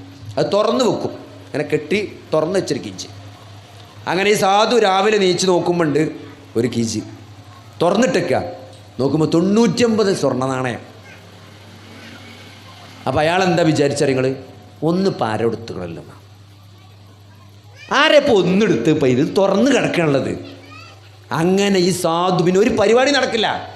ഇതിങ്ങനെ ആലോചിച്ചിട്ട് ഉറക്കില്ല. അങ്ങനെ ഒരാഴ്ച കഴിഞ്ഞിട്ട് രാജാവ് ആളെ പറഞ്ഞയച്ചു എന്തായി എന്ന്. അപ്പോൾ ഉറക്കല്ലാതെ കുത്തിരിക്കാൻ തന്നെ ആ ഒന്നിവിടെ പോയത് എന്നാണ് ഇപ്പോൾ എൻ്റെ പ്രശ്നം. അതായത് മനുഷ്യൻ്റെ അവസ്ഥയാണ്, നമ്മളെ അവസ്ഥയാണിത്. അപ്പോൾ അതുകൊണ്ട് ദുനിയാവിൻ്റെ കാര്യത്തിൽ മനുഷ്യൻ അങ്ങനെയാണ്. അപ്പോൾ അതിൽ നിന്ന് ആ മാനസികാവസ്ഥയിൽ നിന്ന് ആർക്ക് രക്ഷപ്പെടാൻ പറ്റുമോ? ദുനിയാവ് വേണ്ടെന്നല്ല, ആഖിറം നഷ്ടപ്പെടും. നിങ്ങൾ ജീവിതത്തിലെ ഏറ്റവും വലിയൊരു പരീക്ഷണം എന്ന് പറഞ്ഞാൽ നമ്മൾ ഏറ്റവും കൂടുതൽ മനസ്സിലാക്കേണ്ട ഒരു കാര്യം തന്നെ, നിങ്ങൾ അള്ളാഹു നമുക്ക് ചെയ്തു തന്ന ഏറ്റവും വലിയൊരു അനുഗ്രഹം തരിക. ഏത് പ്രതിസന്ധിയിലും പ്രയാസത്തിലും അള്ളാഹുവിന് നന്ദി കാണിക്കാനുള്ളൊരു മനസ്സ് കിട്ടുക പറഞ്ഞാൽ അതാണ് ഒരാൾക്ക് ഈ ലോകത്തിൽ കിട്ടാവുന്ന വെച്ച ഏറ്റവും വലിയ അനുഗ്രഹം എന്ന് പറഞ്ഞാൽ. അപ്പോൾ ഞാനൊരു അറബിനെ നമ്മളെ നാട്ടിൽ നിന്ന് ഈ പണ്ടത്തെ കാലത്ത് അറബിയാൾ വന്ന് കെട്ടിക്കൊണ്ടുപോകുക അറിയില്ലേ? അറബിയാൾ വന്ന് കെട്ടിക്കൊണ്ടുപോയ ഒരു പെണ്ണുണ്ട്, നമ്മളെ നാട്ടിൽ നിന്ന് കെട്ടിക്കൊണ്ടുപോയതാണ്. അപ്പോൾ നമ്മൾ സൗദിയിൽ പോയപ്പം അതിൻ്റെ വീട്ടിലേക്ക് പോയി. നമ്മളെ നാട്ടിൽ നിന്ന് പോയ ഒരു സ്ത്രീയാണ്. അപ്പോൾ ഒരാൾ പരിചയപ്പെടുത്തി തന്നപ്പം അദ്ദേഹത്തിൻ്റെ ഭർത്താവ് ഒരു അറബിയാണ്. അദ്ദേഹം സ്ട്രോക്ക് ആയിട്ട് ഇപ്പോൾ കുറച്ച് രോഗിയായിട്ട് നിൽക്കുകയാണ്. അപ്പോൾ ഒന്ന് പോയി കാണാമെന്ന് പറഞ്ഞു. കാരണം മലയാളിനെ കല്യാണം കഴിച്ച അറബിയാണല്ലോ, അപ്പോൾ കാണാനൊരാഗ്രഹം. അപ്പോൾ അവിടെ ചെന്നപ്പം അദ്ദേഹം പറഞ്ഞ ഒരു കാര്യം, അദ്ദേഹം സംസാരിച്ചപ്പോൾ അദ്ദേഹം പങ്കുവെച്ചത് നമ്മൾ മനസ്സിലാക്കാത്ത ഒരു കാര്യം, നമ്മൾ എല്ലാവരും മനസ്സിലാക്കേണ്ട ഒരു പോയിൻ്റാണ്. ആ സ്ട്രോക്ക് വന്നതിലോ ഒന്നിലുമായി അദ്ദേഹത്തിന് ഒരു പ്രയാസമോ ഒരു വിഷമോ സങ്കടമല്ല. അദ്ദേഹം പറഞ്ഞൊരു പോയിൻ്റ് എന്താ നിങ്ങൾ, സ്ട്രോക്ക് വന്നിപ്പോൾ ഞാൻ നടക്കാം, ഇങ്ങനെ ഒരു വടിയും കുത്തിയിട്ടാണ് നടക്കണത്. ഞാൻ ഇപ്പോൾ വടിയും കുത്തി നടക്കും, എൻ്റെ കാര്യങ്ങളൊക്കെ നടക്കും, അൽഹംദുലില്ലാ. ഞങ്ങൾ അൽഹംദുലില്ലാ എന്നിങ്ങനെ പറഞ്ഞുകൊണ്ടേ ഇരിക്കണേ. എൻ്റെ തിങ്കളും വ്യാഴം ഞാൻ സുന്നത്ത് നോമ്പ് നോൽക്കലുണ്ട്, അതിപ്പോൾ ഞാൻ വീണ്ടും തുടങ്ങി. എൻ്റെ നിസ്കാരം കൃത്യമായിട്ട് നടക്കുന്നുണ്ട്. അപ്പോൾ ഞാൻ വളരെ സന്തോഷവാനാണ്. അതായത് അള്ളാഹുവിനുള്ള ഇബാദത്ത് നിലനിർത്താൻ കഴിയുന്നതിൽ ഞാൻ അങ്ങേയറ്റത്തെ സന്തോഷവാനാണ്. അപ്പോൾ ആ ഒരു മനസ്സ് കിട്ടുക എന്നുള്ളതാണ്. ഏതൊരവസ്ഥയിലും പടച്ചോന് നന്ദി കാണിക്കാനും പടച്ചോനെ ആരാധിച്ച് ജീവിക്കാനും പറ്റുന്നുണ്ടല്ലോ റബ്ബേ എന്ന് ഒരാൾക്ക് ആശ്വസിക്കാൻ പറ്റുന്നുണ്ട്, അതിൽ സന്തോഷിക്കാൻ പറ്റുന്നുണ്ടെങ്കിൽ അതിനേക്കാൾ നല്ലൊരു മനസ്സില്ല എന്നാണ്. അതാണ് ഈ ദുനിയാവിൽ കിട്ടാവുന്നതിൽ വെച്ച് ഏറ്റവും വലിയ അനുഗ്രഹം. അനുഗ്രഹങ്ങൾക്ക് നന്ദി ഏതവസ്ഥയിലും നന്ദി കാണിക്കാനുള്ളൊരു മനസ്സ് പടച്ചോത് നിലനിർത്തി തരട്ടെ, പടച്ചോനെ നമുക്ക് തരട്ടെ. അങ്ങനത്തെ ഒരു അവസ്ഥ അള്ളാഹു മരണം വരെ നിലനിർത്തി തരട്ടെ. അതാണ് ഏറ്റവും വലിയ ആശ്വാസം എന്ന് പറഞ്ഞാൽ. അപ്പോൾ നമ്മളെന്താ പറയുക, നമ്മൾ ഈ ദുനിയാവ് എന്ന് പറഞ്ഞാൽ അത് അങ്ങനെ ചതിച്ച് അത് മുന്നോട്ട് കൊണ്ടുള്ളൂ. പക്ഷെ ഒരു വിശ്വാസിയെ സംബന്ധിച്ചിടത്തോളം ദുനിയാവ് ഒരിക്കലും ആഖിറത്തിനെ നഷ്ടപ്പെടുത്തുന്ന അവസ്ഥ ഒരു വിശ്വാസി ഏറ്റവും കൂടുതൽ ഭയപ്പെടണം. അതുകൊണ്ട് ഒരസുഖം വരുമ്പോൾ നമ്മൾ വിചാരിക്കും അത് ഒരു പ്രയാസമാണ്, പ്രതിസന്ധിയാണ്, പടച്ചവനോട് പ്രാർത്ഥിക്കും, പടച്ചവനോട് അടുക്കും. അപ്പോൾ സ്വാഭാവികമായും ബഹുഭൂരിപക്ഷം ആളുകളും ഒരു പ്രതിസന്ധി ഉണ്ടാകുമ്പം അള്ളാഹുലേക്ക് മടങ്ങി തന്നെയാണ് ചെയ്യുക, അള്ളാഹുവിനെ ആരാധിക്കുകയാണ് ചെയ്യുക. പക്ഷേ ഒരു അനുഗ്രഹം വരുമ്പോൾ നമ്മൾ മറന്നുപോകും. ഇപ്പോൾ നമുക്ക് നല്ല മെച്ചാണ്, നമ്മളെ കച്ചവടമൊക്കെ ഉഷാറാണ്, ബിസിനസ്സൊക്കെ ഉഷാറാണ്, നമ്മൾ കുറച്ചും കൂടി തിരക്കാണ്. എൻ്റെ അവസ്ഥ തന്നെ ഞാൻ പലപ്പോഴും ആലോചിക്കും. ഞാൻ MBBS കഴിഞ്ഞ് 3000 റുപ്യ സ്റ്റൈപ്പൻഡ് ഇട്ടി കാലുണ്ട് MBBSന്. പിന്നെ PG ചെയ്തപ്പം അത് 7000 റുപ്യയായി. പിന്നെ ഞാൻ ജോലിക്ക് കയറിയപ്പം അത് 1 ലക്ഷമായി. പിന്നെ അതങ്ങനെ കൂടി ഇപ്പോൾ വലിയ സംഖ്യ മാസം ഉണ്ടാക്കുന്നുണ്ട്. പക്ഷെ ഞാൻ അങ്ങനെ നോക്കുമ്പം നമ്മൾ പടച്ചോനായിട്ടുള്ള ബന്ധം അത് കുറച്ചും കൂടി മോശമായേക്കാണോ എന്ന് എനിക്കിടക്ക് തോന്നലുണ്ട്. അപ്പോൾ സഹോദരങ്ങൾ, നമ്മളെപ്പോഴും ആലോചിക്കേണ്ടെന്നോ, നിങ്ങൾ നന്നായിക്കണോ അല്ലേ, അതല്ലെങ്കിൽ നിങ്ങൾ അള്ളാഹുവിൻ്റെ പരീക്ഷണത്തിൽ ഇപ്പോൾ ജയിക്കുകയാണോ തോൽക്കുകയാണോ, ജയിച്ചുകൊണ്ടിരിക്കുകയാണോ തോറ്റുകൊണ്ടിരിക്കുകയാണോ എന്നറിയാനുള്ള ഏറ്റവും നല്ല മാർഗം എന്താ വെച്ചാൽ, നിങ്ങൾക്കൊരു പ്രതിസന്ധി ഉണ്ടായിക്കണോ, ഒരു അസുഖമോ ഒരു പ്രയാസമോ സാമ്പത്തിക പ്രതിസന്ധി എന്തെങ്കിലും ഒരു പ്രതിസന്ധി നിങ്ങളുടെ ജീവിതത്തിന് ബാധിച്ചോ, ആ പ്രതിസന്ധി കാരണം നിങ്ങളെ പ്രാർത്ഥനയും നിങ്ങളെ ഖുർആനോത്തും നിങ്ങളെ നിസ്കാരം ഒന്നുകൂടി നന്നായിക്കാണോ, നിങ്ങൾ കഴിച്ചിലായിക്കാണ്, നിങ്ങൾ അള്ളാഹിലേക്ക് അടുത്തൊക്കെയാണോ, നിങ്ങൾ കുറച്ചും കൂടി നല്ല ആത്മാർത്ഥമായി തഹജ്ജുദ് നിസ്കരിച്ച് പ്രാർത്ഥിക്കുന്നുണ്ട്, ഒന്നുകൂടി ഖുർആൻ ഓതുന്നുണ്ട്, പ്രാർത്ഥനകൾ രാവിലെയും വൈകുന്നേരമൊക്കെ ദിക്ർ ചൊല്ലുന്നുണ്ട്, ഒന്നുകൂടി പടച്ചോനേറ്റൊക്കെ അടുത്തൊക്കെയാണോ, ആ പരീക്ഷണത്തിൽ നിങ്ങൾ വിജയിച്ചു എന്നാണ്. അല്ല, നിങ്ങളെ ദുനിയാവ് കൂടി, നിങ്ങൾ പഴയ പോലെ ജമാഅത്തിന് പള്ളി കാണില്ല, സുബൈക്ക് പലപ്പോഴും ഉറങ്ങിപ്പോവുകയാണ്. പണ്ടൊക്കെ മൂപ്പര് സുബൈൻ്റെ മുമ്പ് തന്നെ പള്ളിക്ക് വന്നിരുന്ന ആൾ ഇപ്പോൾ ദജ്ജാലിനെ പിടിച്ചാനാ വരിക. എന്താ ദജ്ജാലിനെ പിടിച്ചു പറഞ്ഞാൽ അത്തയ്യാത്തിന് വേണ്ടി വരുന്ന ആൾക്കാരുണ്ട്. മണ്ടി എന്നാണ്ട് മണ്ടി നിർവചകന് മണ്ടുണ്ട്. അപ്പോൾ എങ്ങോട്ട് വെച്ചു, ദജ്ജാലിനെ പിടിച്ചാനാണെന്നാണ്. അപ്പോൾ എന്താ വെച്ചാൽ നിസ്കാരം ഏകദേശം അവസാനത്തെ റക്കഅത്തേക്ക് എത്തിക്കണ്, ജമാഅത്തിന് ആദ്യം മുന്നത്തെ സഫിൽ വന്നിരുന്ന ആൾ ഇപ്പോൾ ദജ്ജാലിനെ പിടിച്ചാനാണ് വരുന്നത്. അതേപോലെ എന്താണ്, സ്വതക്കൊന്നും ഇല്ല. പണ്ടൊക്കെ ആരത്രയും ചോദിച്ചാലും കൊടുക്കും, കണക്കില്ലാതെ കൊടുത്തിരുന്നു. ഇപ്പം എല്ലാവർക്കും 10,000 റുപ്യാണ്. ആര് വന്നാലും 10,000, കുറേ വിചാരണ ചെയ്യുന്നിട്ട് 10,000 റുപ്യ എടുക്കും. ഇപ്പോൾ പണ്ടത്തിനേക്കാൾ പൈസ ഉണ്ട്. വീടിൻ്റെ മുമ്പിൽ 4-5 വണ്ടി ഉണ്ട്. ഒരു വണ്ടിയുള്ള കാലത്ത് എത്രയും പൈസ കൊടുത്തിരുന്നു. ഇപ്പോൾ 4-5 വണ്ടിയായപ്പം കിട്ടണില്ല. ആൾക്കാർക്ക് പരാതിയാണ്, ഇപ്പോൾ പയ്യന്മാരും തരൂല, കുറേ ചോദ്യം ചെയ്യും, കുറേ ചടപ്പിച്ചിട്ടൊക്കെ തരുള്ളൂ. അല്ലെ, ചടപ്പിച്ച ചില ആൾക്കാർ പോവും. അവർ കുറേ ചടപ്പിച്ച് ചോദ്യം ചെയ്താൽ പിന്നെ ഞങ്ങൾ അവരോട് ചോദിക്കാൻ നിൽക്കില്ല എന്ന്. സഹോദരങ്ങളെ, പടച്ചൊല്ലിന് അകലെയാണ് നിസ്കാരം. അല്ലേ, ജമാഅത്ത് നഷ്ടപ്പെടുക, ജമാഅത്തിൽ നിന്ന് പിന്മാറുക, ജമാഅത്തിൽ നിന്ന് പിന്തുക, റവാത്തിബ് സുന്നത്തുകൾ നഷ്ടപ്പെടുക. ആദ്യം ആദ്യം ഓതി എത്രപ്പോൾ ഖുർആൻ ഓതണില്ല, ആദ്യം സുന്നത്ത് നോമ്പെടുത്ത് എത്രപ്പോൾ സുന്നത്ത് നോമ്പിടില്ല, ആദ്യം സ്വതക്ക കൊടുത്ത് എത്രപ്പോൾ സ്വതക്ക കൊടുക്കണില്ല, ആദ്യം ദീനിൻ്റെ ആൾക്കാരോട് കാണുമ്പോൾ സ്നേഹം ചെയ്യുന്നു, ഊട്ടിപ്പിടിച്ച് അണഞ്ഞൂട്ടിപ്പിടിച്ച് ഉമ്മ ചെയ്യുന്നു. ഇപ്പോൾ താടിക്കാരെ കണ്ട അത്ര ഇഷ്ടമല്ല, ഇപ്പം അത്ര അണഞ്ഞൂട്ടിപ്പിടിച്ചില്ല, ഇപ്പം എല്ലാവരോടും ഒരു വെറുപ്പാണ്. അതിൻ്റെ അർത്ഥം എന്താ നിങ്ങൾ, അതിൻ്റെ അർത്ഥം ദീനിൽ നിന്ന് അകന്നു പോവുകയാണ്, പടച്ചോനിൽ നിന്ന് അകന്നു പോവുകയാണ് എന്നാണ്. അതുകൊണ്ട് ഈ ദുനിയാവ് നല്ലീനല്ല, ഈ ദുനിയാവ് അപകടത്തിലേക്കാണ് പോണത് എന്നുള്ളതിൻ്റെ സൂചനയാണ്. അപ്പോൾ അതെങ്കിലും നമുക്ക് മനസ്സിലാകണം കേട്ടോ, ഇല്ലെങ്കിൽ നമ്മൾ വലിയ വലിയ കുണ്ടിൽ വന്ന് ചാടും. കാരണം എന്താ, നമ്മൾ ഖബറിൽ കിടക്കാൻ പോവുകയാണ്. ഏത് നിമിഷം നമ്മൾ ഖബർക്ക് കയറും. ഈ ഇശ ഇപ്പോൾ ഇവിടെ ഇത് കഴിഞ്ഞ ഒരു ഇശ ജമാഅത്ത് നടക്കാണ്ട്, അത് നിസ്കരിക്കുമെന്ന് പോലും നമുക്കാർക്കും ഉറപ്പിച്ച് പറയാൻ പറ്റില്ല. അത്രയും നിസ്സഹായനാണ് നമ്മൾ. അതുകൊണ്ട് ഈ ഇശ ഒരു കടമായിട്ട് ചിലപ്പോൾ നമുക്ക് നാളെ ഖബറിലേക്ക് പോകേണ്ട ഒരു അവസ്ഥ ഉണ്ടാവും. അതുകൊണ്ട് സഹോദരങ്ങളെ, ആ ഖബറിൽ ചെന്നാൽ അള്ളാഹിൻ്റെ റസൂൽ ഇങ്ങനെ ഖബർസ്ഥാനിൽ കൂടെ ഇങ്ങനെ നടന്നു പോവുകയാണ് സഹാബത്തിനേറ്റ്. അല്ലേ, നമ്മളെ ഖബർസ്ഥാനിൽ നമ്മളിങ്ങനെ പോയി നോക്കിയാൽ കാണാം. അല്ലേ, നമ്മളെ ഖബർസ്ഥാനിൽ പോകുമ്പോൾ എന്താണ്, ഒരു പുതിയ ഖബർ കണ്ടാൽ നമുക്ക് മനസ്സിലാകും. മണ്ണിനൊക്കെ ഒരു ചോപ്പ്, അവിടുത്തെ ചെടിയൊക്കെ ഒന്ന് മാറിക്കിടക്കുന്നുണ്ട്, അവിടെ കാൽപ്പെരുമാറ്റുണ്ട്. അല്ലേ, ആ ഖബർ കണ്ടാൽ മനസ്സിലാവും ഇതൊരാഴ്ചൻ്റെ ഉള്ളിൽ വന്ന ഖബറാണ്, ഒരു മാസത്തിൻ്റെ ഉള്ളിൽ വന്ന ഖബറാണ്, ഇതൊരു പുതിയ ഖബറാണ്, ഈ ഖബറിലൊരു പുതിയ ഖബറാളിയാണ് എന്ന് നമുക്ക് ഖബർസ്ഥാൻ കണ്ടാൽ മനസ്സിലാകും. അള്ളാഹിൻ്റെ റസൂൽ സഹാബികളുമായിട്ട് ഖബർസ്ഥാനിലൂടെ നടന്നു പോവുകയാണ്. അപ്പോൾ ഒരു പുതിയ ഖബർ കണ്ടു, അള്ളാഹിൻ്റെ റസൂൽ അവിടെ നിന്നു. എന്നിട്ട് അള്ളാഹിൻ്റെ റസൂൽ സഹാബത്തിനോട് ചോദിക്കുകയാണ്, അല്ലയോ സഹാബത്തെ, ഈ ഖബറാളി ഇപ്പോൾ ആഗ്രഹിച്ചു കൊണ്ടിരിക്കുന്നത്, നിങ്ങളുടെ വിഷയത്തിൽ ഈ ഖബറാളി ഇപ്പോൾ ആഗ്രഹിച്ചു കൊണ്ടിരിക്കുന്നത് എന്താണെന്ന് നിങ്ങൾക്കറിയുമോ? സഹാബത്ത് പറഞ്ഞു, അറിയില്ല പ്രവാചകരെ.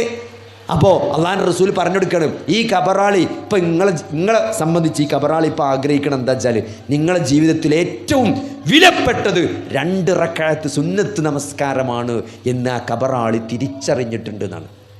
അത് ഖബർ കിടക്കുന്ന ആൾ തിരിച്ചറിഞ്ഞു, എന്ത്, ഈ ദുനിയാവിൽ ഏറ്റവും വലുത് എന്താണ്, 2 റക്അത്ത് സുന്നത്ത് നിസ്കാരമാണ്. ഫർളല്ല, സുന്നത്ത്. നമ്മൾ ഫാത്തിഹ മാത്രം ഓതിയിട്ട് സുബ്ഹാൻ റബ്ബിയൽ അലീം, സുബ്ഹാൻ റബ്ബിൽ അഅ്ലാ, ഖുലല്ലാഹു അഹദ് ഓടിച്ചു വിടുന്ന 2 റക്അത്ത് സുന്നത്ത് നിസ്കാരമാണ് ജീവിതത്തിൽ ഏറ്റവും പ്രധാനപ്പെട്ടത് എന്ന് മനസ്സിലാക്കിയിട്ടാണ് ഇപ്പോൾ അയാൾ ആ ഖബറിൽ കിടക്കുന്നത്. ഒന്നും ചെയ്യാൻ അയാൾക്ക് ഇനി സുന്നത്ത് നിസ്കരിക്കാൻ പറ്റില്ല. അയാൾക്ക് സുന്നത്ത് നിസ്കരിക്കാനുള്ള ഓപ്ഷനല്ല. ആരോടാ പറയണത്? സഹാബത്തിനോടാണ്. ജീവിച്ചിരിക്കുന്ന സഹാബത്തിനോട് പറയാണ്, അല്ലയോ സഹാബത്തെ, ആ ഖബറാളി തിരിച്ചറിഞ്ഞ കാര്യം അതാണ് എന്ന് സഹാബികൾക്ക് പറഞ്ഞു കൊടുത്തത് എന്തിനാണ്? അവരുടെ ജീവിതത്തിൽ അത് മനസ്സിലാക്കാനാണ്. മഹാനായ അബൂ ഹുറൈറ റളിയല്ലാഹു അൻഹു ഈ ലോകത്തുള്ള മുഴുവൻ ആളുകൾക്കും അത് എത്തിച്ചു കൊടുത്തത് എന്തിനാണ്? അത് മനസ്സിലാക്കാനാണ്, അതിൻ്റെ വില മനസ്സിലാക്കാനാണ്. ഈ ദുനിയാവിൽ നിങ്ങൾ ഒരുമിച്ച് കൂട്ടുന്ന മുഴുവൻ സമ്പത്തിനേക്കാളും മുഴുവൻ വിഭവങ്ങളെക്കാളും പ്രധാനപ്പെട്ടത് 2 റക്അത്ത് സുന്നത്ത് നമസ്കാരമാണ് എന്ന് തിരിച്ചറിയുന്ന ഒരു നിമിഷം ഖബറിൽ വരുന്നതാണ്. അന്നൊന്നും ചെയ്യാൻ പറ്റില്ല. ആര് നിസ്കരിച്ചാൽ നമുക്ക് വേണ്ടി ആര് നിസ്കരിച്ചിട്ട് കാര്യമില്ലെന്ന്. നമുക്ക് നിസ്കരിക്കാൻ പറ്റില്ല. നമുക്ക് ആകെയുള്ളത് എന്താ ഞങ്ങൾ ചെയ്ത വല്ല ജാരിയായ സ്വതക്ക, പള്ളിക്ക് വല്ല ഖുർആൻ വാങ്ങി കൊടുത്തുകണമെങ്കിൽ, മദ്രസിന് വല്ലതും കൊടുത്തുകണമെങ്കിൽ, പള്ളിക്ക് വല്ലതും കൊടുത്തുകണമെങ്കിൽ, എവിടെയെങ്കിലും ആർക്കെങ്കിലും കിണർ കുത്തി കൊടുത്തുകണമെങ്കിൽ, ആർക്കെങ്കിലും പാവപ്പെട്ടവർ വീട് വെച്ച് കൊടുത്തുകണമെങ്കിൽ, എന്തെങ്കിലും ഒരു ജാരിയായ സ്വതക്ക നമ്മൾ ചെയ്തിട്ടുണ്ടെങ്കിൽ അതിൻ്റെ കൂലി ഖബർക്ക് കിട്ടും. ആർക്കെങ്കിലും നല്ലൊരു അറിവ് പറഞ്ഞു കൊടുത്തിട്ടുണ്ടെങ്കിൽ അവരമൽ ചെയ്യുമ്പോൾ അതിൻ്റെ കൂലി കിട്ടും. നമ്മളെ മക്കൾ നമുക്ക് വേണ്ടി പ്രാർത്ഥിച്ചാൽ അതും നമ്മളെ ഖബർക്ക് വരും. അതിൻ്റെ അപ്പുറത്തേക്ക് ഒന്നും നമ്മളെ ഖബർക്ക് വരാനില്ലെങ്കിൽ വരില്ല. ലോക്കായി കിടക്കുകയാണ്. എത്ര കാലം? കിയാമത്ത് നാൾ വരെ, വിചാരണ വരെ, വിചാരണക്ക് ഹാജരാക്കപ്പെടുന്നത് വരെ ആ ഖബറിൽ ഇങ്ങനെ ലോക്കായിട്ട് കിടക്കേണ്ട ഒരവസ്ഥ ആലോചിച്ചാക്കിയാൽ മതി സഹോദരങ്ങളെ. അത്രയും ഭയാനകരമാണ്. അല്ലെങ്കിൽ അത്രയും നമ്മൾ ജാഗ്രതയോടെ കൈകാര്യം ചെയ്യേണ്ട വിഷയമാണ് നമ്മുടെ ജീവിതം എന്നത്. അതുകൊണ്ട് ദുനിയാവ് കാരണം ആഖിറത്ത് നഷ്ടപ്പെടും. കാരണം ദുനിയാവ് നശ്വരമാണ്.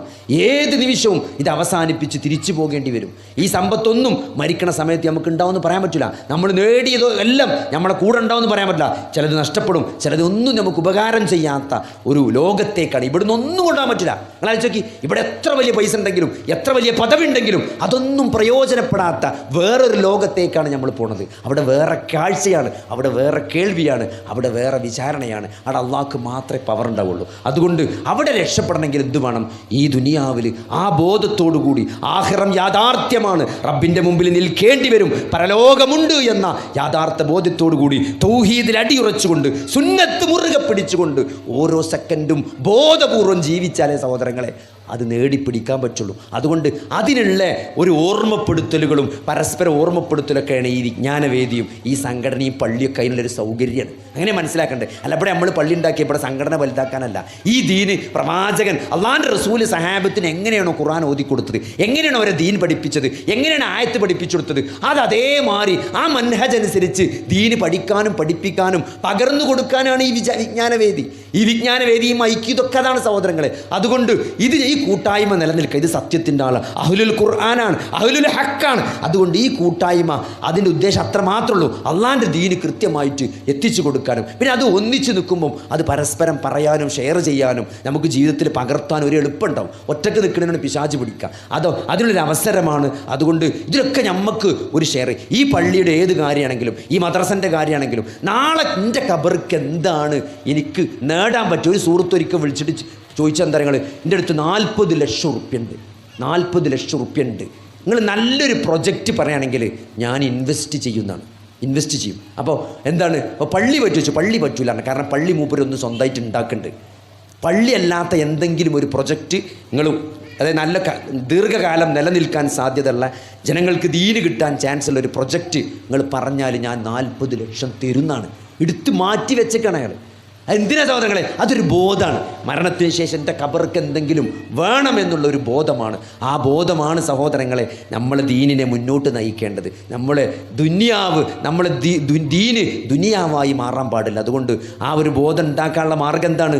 ഈ ഖുർആനും ഈ ഹദീസ് തന്നെയാണ്, ഈ വഹി തന്നെയാണ്. ആ വഹിയാണ് അറബികളെ മാറ്റിയത്, ആ കാട്ടറബികളെ മാറ്റിയത് ഖുർആനും ഹദീസുമായ ആ വഹിയാണ്. ആ വഹി കൊണ്ട് മാത്രമേ ലോകത്തെ ഏതൊരാൾക്കും മാറാൻ പറ്റുള്ളൂ എന്നാണ് ഇമാം മാലിക് റഹ്മത്തുള്ളാഹി പറഞ്ഞത്. അതുകൊണ്ട് ആ വഹി ഇത്ര കൃത്യമായിട്ട് അള്ളാഹുവിൻ്റെ ഖുർആനായി നബി സല്ലല്ലാഹു അലൈഹി വസല്ലമയുടെ സ്വഹീഹായ ഹദീസായിട്ട് 1400 വർഷമായിട്ട് അതിങ്ങനെ ജീവസുറ്റ് നമ്മളെ മുമ്പിൽ നിൽക്കുകയാണ്. പണ്ഡിതന്മാർ തലമുറകളായി, ഇസ്ലാമിക പണ്ഡിതന്മാർ അതിൻ്റെ ആ തലമുറകളിലൂടെ കൈമാറി വന്നിട്ട് ഇന്നും ലൈലുഹാ കനഹാരിഹാ, അതിൻ്റെ രാത്രി പകൽ പോലെ വെളിച്ചമുള്ളതാണ്, ഒരു ഇരുട്ടില്ല, ഒരു അവ്യക്തതല്ല. എന്താ നബിദിനത്തിന് എന്താ പ്രശ്നം? എന്താ പ്രശ്നം? അള്ളാൻ്റെ റസൂൽ ആചരിച്ചിട്ടില്ല, സഹാബത്ത് ആചരിച്ചിട്ടില്ല, ഖുലഫാ ഉർ റാഷിദുകൾ ആചരിച്ചിട്ടില്ല. ഇസ്ലാമിന് അതിൽ യാതൊരു ചര്യയും അള്ളാഹുവിൻ്റെ റസൂലിൻ്റെ ബർത്ത്ഡേയുമായിട്ട് ബന്ധപ്പെട്ട് ഇസ്ലാമിക ചരിത്രത്തിൽ കാണാൻ സാധ്യമല്ല എന്നുള്ള അതന്നെ അത്രയും കൃത്യമായ ദീനാണ് അള്ളാഹു സുബ്ഹാനഹു വ തആല ഇത്രയും 1400 വർഷമായിട്ട് നമ്മളെ മുമ്പിൽ നിലനിർത്തിക്കുന്നത്. അതുകൊണ്ട് അതറിയുക, പഠിക്കുക, മനസ്സിലാക്കുക, അതനുസരിച്ച് ജീവിക്കുക. അതിൽ ചെറിയ പ്രയാസമൊക്കെ ഉണ്ടാവും. നമ്മളെ ആൾക്കാർ കളിയാക്കും അല്ലേ? നമ്മൾ ഹിജാബ് ഇട്ടിട്ട് ഒരു പെൺകുട്ടി, മക്കനിട്ടൊരു പെൺകുട്ടി സ്കൂളിലേക്ക് വരണമെന്ന് നിർബന്ധം പിടിക്കുക അല്ലേ? നിങ്ങൾ ആലോചിക്കുക, എന്താണ് ഇതിൽ വർഗീയത ഉള്ളത് അല്ലേ? നിങ്ങൾ വളരെ സാധാരണ ഒരു മനുഷ്യൻ്റെ ബുദ്ധി കൊണ്ട് ആലോചിച്ചാൽ ഒന്ന് ഒരു മുസ്ലിം പെൺകുട്ടി പറയാണ് ഞാൻ തട്ടിട്ടിട്ടേ സ്കൂൾക്ക് വരുള്ളൂ എന്ന് പറയാം. അപ്പോൾ ഒരു ക്രിസ്ത്യൻ മാനേജ്മെൻറ്റ് പറയാണ് തട്ടിട്ടിട്ട് ഈ സ്കൂൾക്ക് വരാൻ പാടില്ല എന്ന്. അതിലേതാ വർഗീയത? അതിലേതാണ് വർഗീയത? അതുപോലും തലതിരിച്ച് ആളുകൾ മനസ്സിലാക്കുന്ന ഒരു സാമൂഹ്യ ചുറ്റുപാടുകളിലേക്ക് നാം എത്തി എന്നുള്ളതാണ്. അതുകൊണ്ട് എന്താ മാർഗം സഹോദരങ്ങളെ? ദീന് മുറുകെ പിടിക്കണം എന്നാണ്. ദീന് മുറുകെ, അതിലൊരു നഷ്ടം വരില്ല. കാരണം അവസാന കാലം വരുമ്പോൾ ദീന് പിടിക്കുക എന്നുള്ളത് ഉള്ളം കയ്യിൽ തീക്കനൽ പിടിക്കണ പോലെ ഇരിക്കുന്നതാണ്. അത്രയും പ്രയാസം ഉണ്ടാവുന്നതാണ്. അന്ന് മംഗളം, അന്ന് അള്ളാഹുവിന്റെ റസൂൽ പറയാണ്, അന്ന് ഒരാൾക്ക് 50 ആളുടെ പ്രതിഫലം ഉണ്ടാകും സഹാബത്തെ എന്ന് സഹാബികളോട് അള്ളാഹുവിന്റെ റസൂൽ പറയാണ്. നിങ്ങളാഴ്ചക്ക് അവസാന കാലത്ത്, ഫിത്നയുടെ കാലത്ത് ദീന് മുറുകെ പിടിക്കണമെങ്കിൽ നല്ല പ്രയാസമുള്ളൊരു കാലം വരും. അന്ന് ദീന് മുറുകെ പിടിക്കുന്ന ആളുകൾക്ക് 50 ആളുകളുടെ പ്രതിഫലമുണ്ട് എന്ന് അള്ളാഹുവിന്റെ റസൂല് സഹാബത്തിനോട് പറഞ്ഞപ്പം സഹാബത്ത് തിരിച്ചു ചോദിച്ചൊരു ചോദ്യമുണ്ട്. എന്താ നിങ്ങൾ ഞങ്ങളിൽപ്പെട്ട 50 ആണോ അവരിൽപ്പെട്ട 50 ആണോ എന്ന്? അള്ളാഹുവിന്റെ റസൂൽ കൊടുത്ത മറുപടി എന്താ പറയുക? നിങ്ങളിൽപ്പെട്ട 50 ആൾ എന്നാണ്. നിങ്ങളിൽപ്പെട്ട 50 ആൾ. 50 സഹാബികളുടെ പ്രതിഫലമാണ് ഒരു വിശ്വാസിക്ക് ഫിത്നയുടെ കാലത്ത് ദീന് മുറുകെ പിടിച്ചാൽ കിട്ടാൻ പോണ്. അതുകൊണ്ട് ദീൻ അറിയണം, പഠിക്കണം, മനസ്സിലാക്കണം, അത് പ്രബോധനം ചെയ്യണം. അത് പറയേണ്ടിടത്ത് പറയണം. അല്ലേ? അത് പറയാം, വമൻ അഹ്സനു ഖൗലൻ മിമ്മൻ ദഅ ഇലല്ലാഹി വഅമില സ്വാലിഹൻ വഖാല ഇന്നനി മിനൽ മുസ്ലിമീൻ. അല്ലേ? സൽക്കർമ്മങ്ങൾ ചെയ്യുകയും അല്ലാഹുവിലേക്ക് ക്ഷണിക്കുകയും സൽക്കർമ്മങ്ങൾ ചെയ്യുകയും ഞാൻ മുസ്ലിമാണെന്ന് പ്രഖ്യാപിക്കുകയും, പ്രഖ്യാപിക്കേണ്ടിടത്ത് തൊള്ള കൊണ്ട് പറയേണ്ടിടത്ത്, എഴുതേണ്ടിടത്ത് ജീവിച്ച് കാണിച്ചു കൊടുക്കേണ്ട സ്ഥലത്ത് ജീവിച്ച് കാണിച്ചു കൊടുത്ത് അവനേക്കാൾ നല്ലവൻ ആരുണ്ട് എന്ന് ഈ പ്രപഞ്ചത്തിൻ്റെ സൃഷ്ടാവ്, ഈ മനുഷ്യനെ സൃഷ്ടിച്ച അല്ലാഹു സുബ്ഹാനഹു വ തആല ചോദിക്കുമ്പം അതിനേക്കാൾ വലിയ സർട്ടിഫിക്കറ്റ് വേറെ ആരുതാണ് സഹോദരങ്ങളെ? അതുകൊണ്ട് ഇവിടെ ആരെങ്കിലും എന്തെങ്കിലും കാട്ടി പേടിപ്പിച്ചാലൊന്നും പേടിക്കുന്നവനല്ല സത്യവിശ്വാസി. ഇത് അള്ളാഹുവിൻ്റെ ഭൂമിയാണ്, ഇത് അള്ളാഹുവിൻ്റെ ലോകമാണ്. ഈ ആലമുകളുടെയും സർവ്വലോക രക്ഷിതാവ് അള്ളാഹു സുബ്ഹാനഹു വ തആലയാണ് എന്ന് ജീവിതത്തിൽ എത്രയോ നേരം പ്രഖ്യാപിക്കുന്നവനാണ് ഒരു വിശ്വാസി. അതുകൊണ്ട് ദീന് പഠിക്കണം, മനസ്സിലാക്കണം, അത് പ്രബോധനം ചെയ്യണം. അത് കുട്ടികൾക്കും മക്കൾക്ക് കൃത്യമായിട്ട് പഠിപ്പിച്ചു കൊടുത്ത് അത് പ്രാക്ടീസ് ചെയ്ത് മുന്നോട്ട് പോവുക. അതിനുള്ള സൗകര്യമാണ് ഇതൊക്കെ. അള്ളാഹു സുബ്ഹാനഹു വ തആല ദീൻ മനസ്സിലാക്കാനും അതനുസരിച്ച് ജീവിക്കാനും അത് പ്രബോധനം ചെയ്യാനും അതിലുണ്ടാകുന്ന വിഷമങ്ങളിൽ ക്ഷമിച്ചുകൊണ്ട് അള്ളാഹുവിൽ തവക്കുൽ ചെയ്തുകൊണ്ട് ഈ പ്രബോധനം മുന്നോട്ട് പോകാൻ അള്ളാഹു തൗഫീക്ക് നൽകുമാറാകട്ടെ.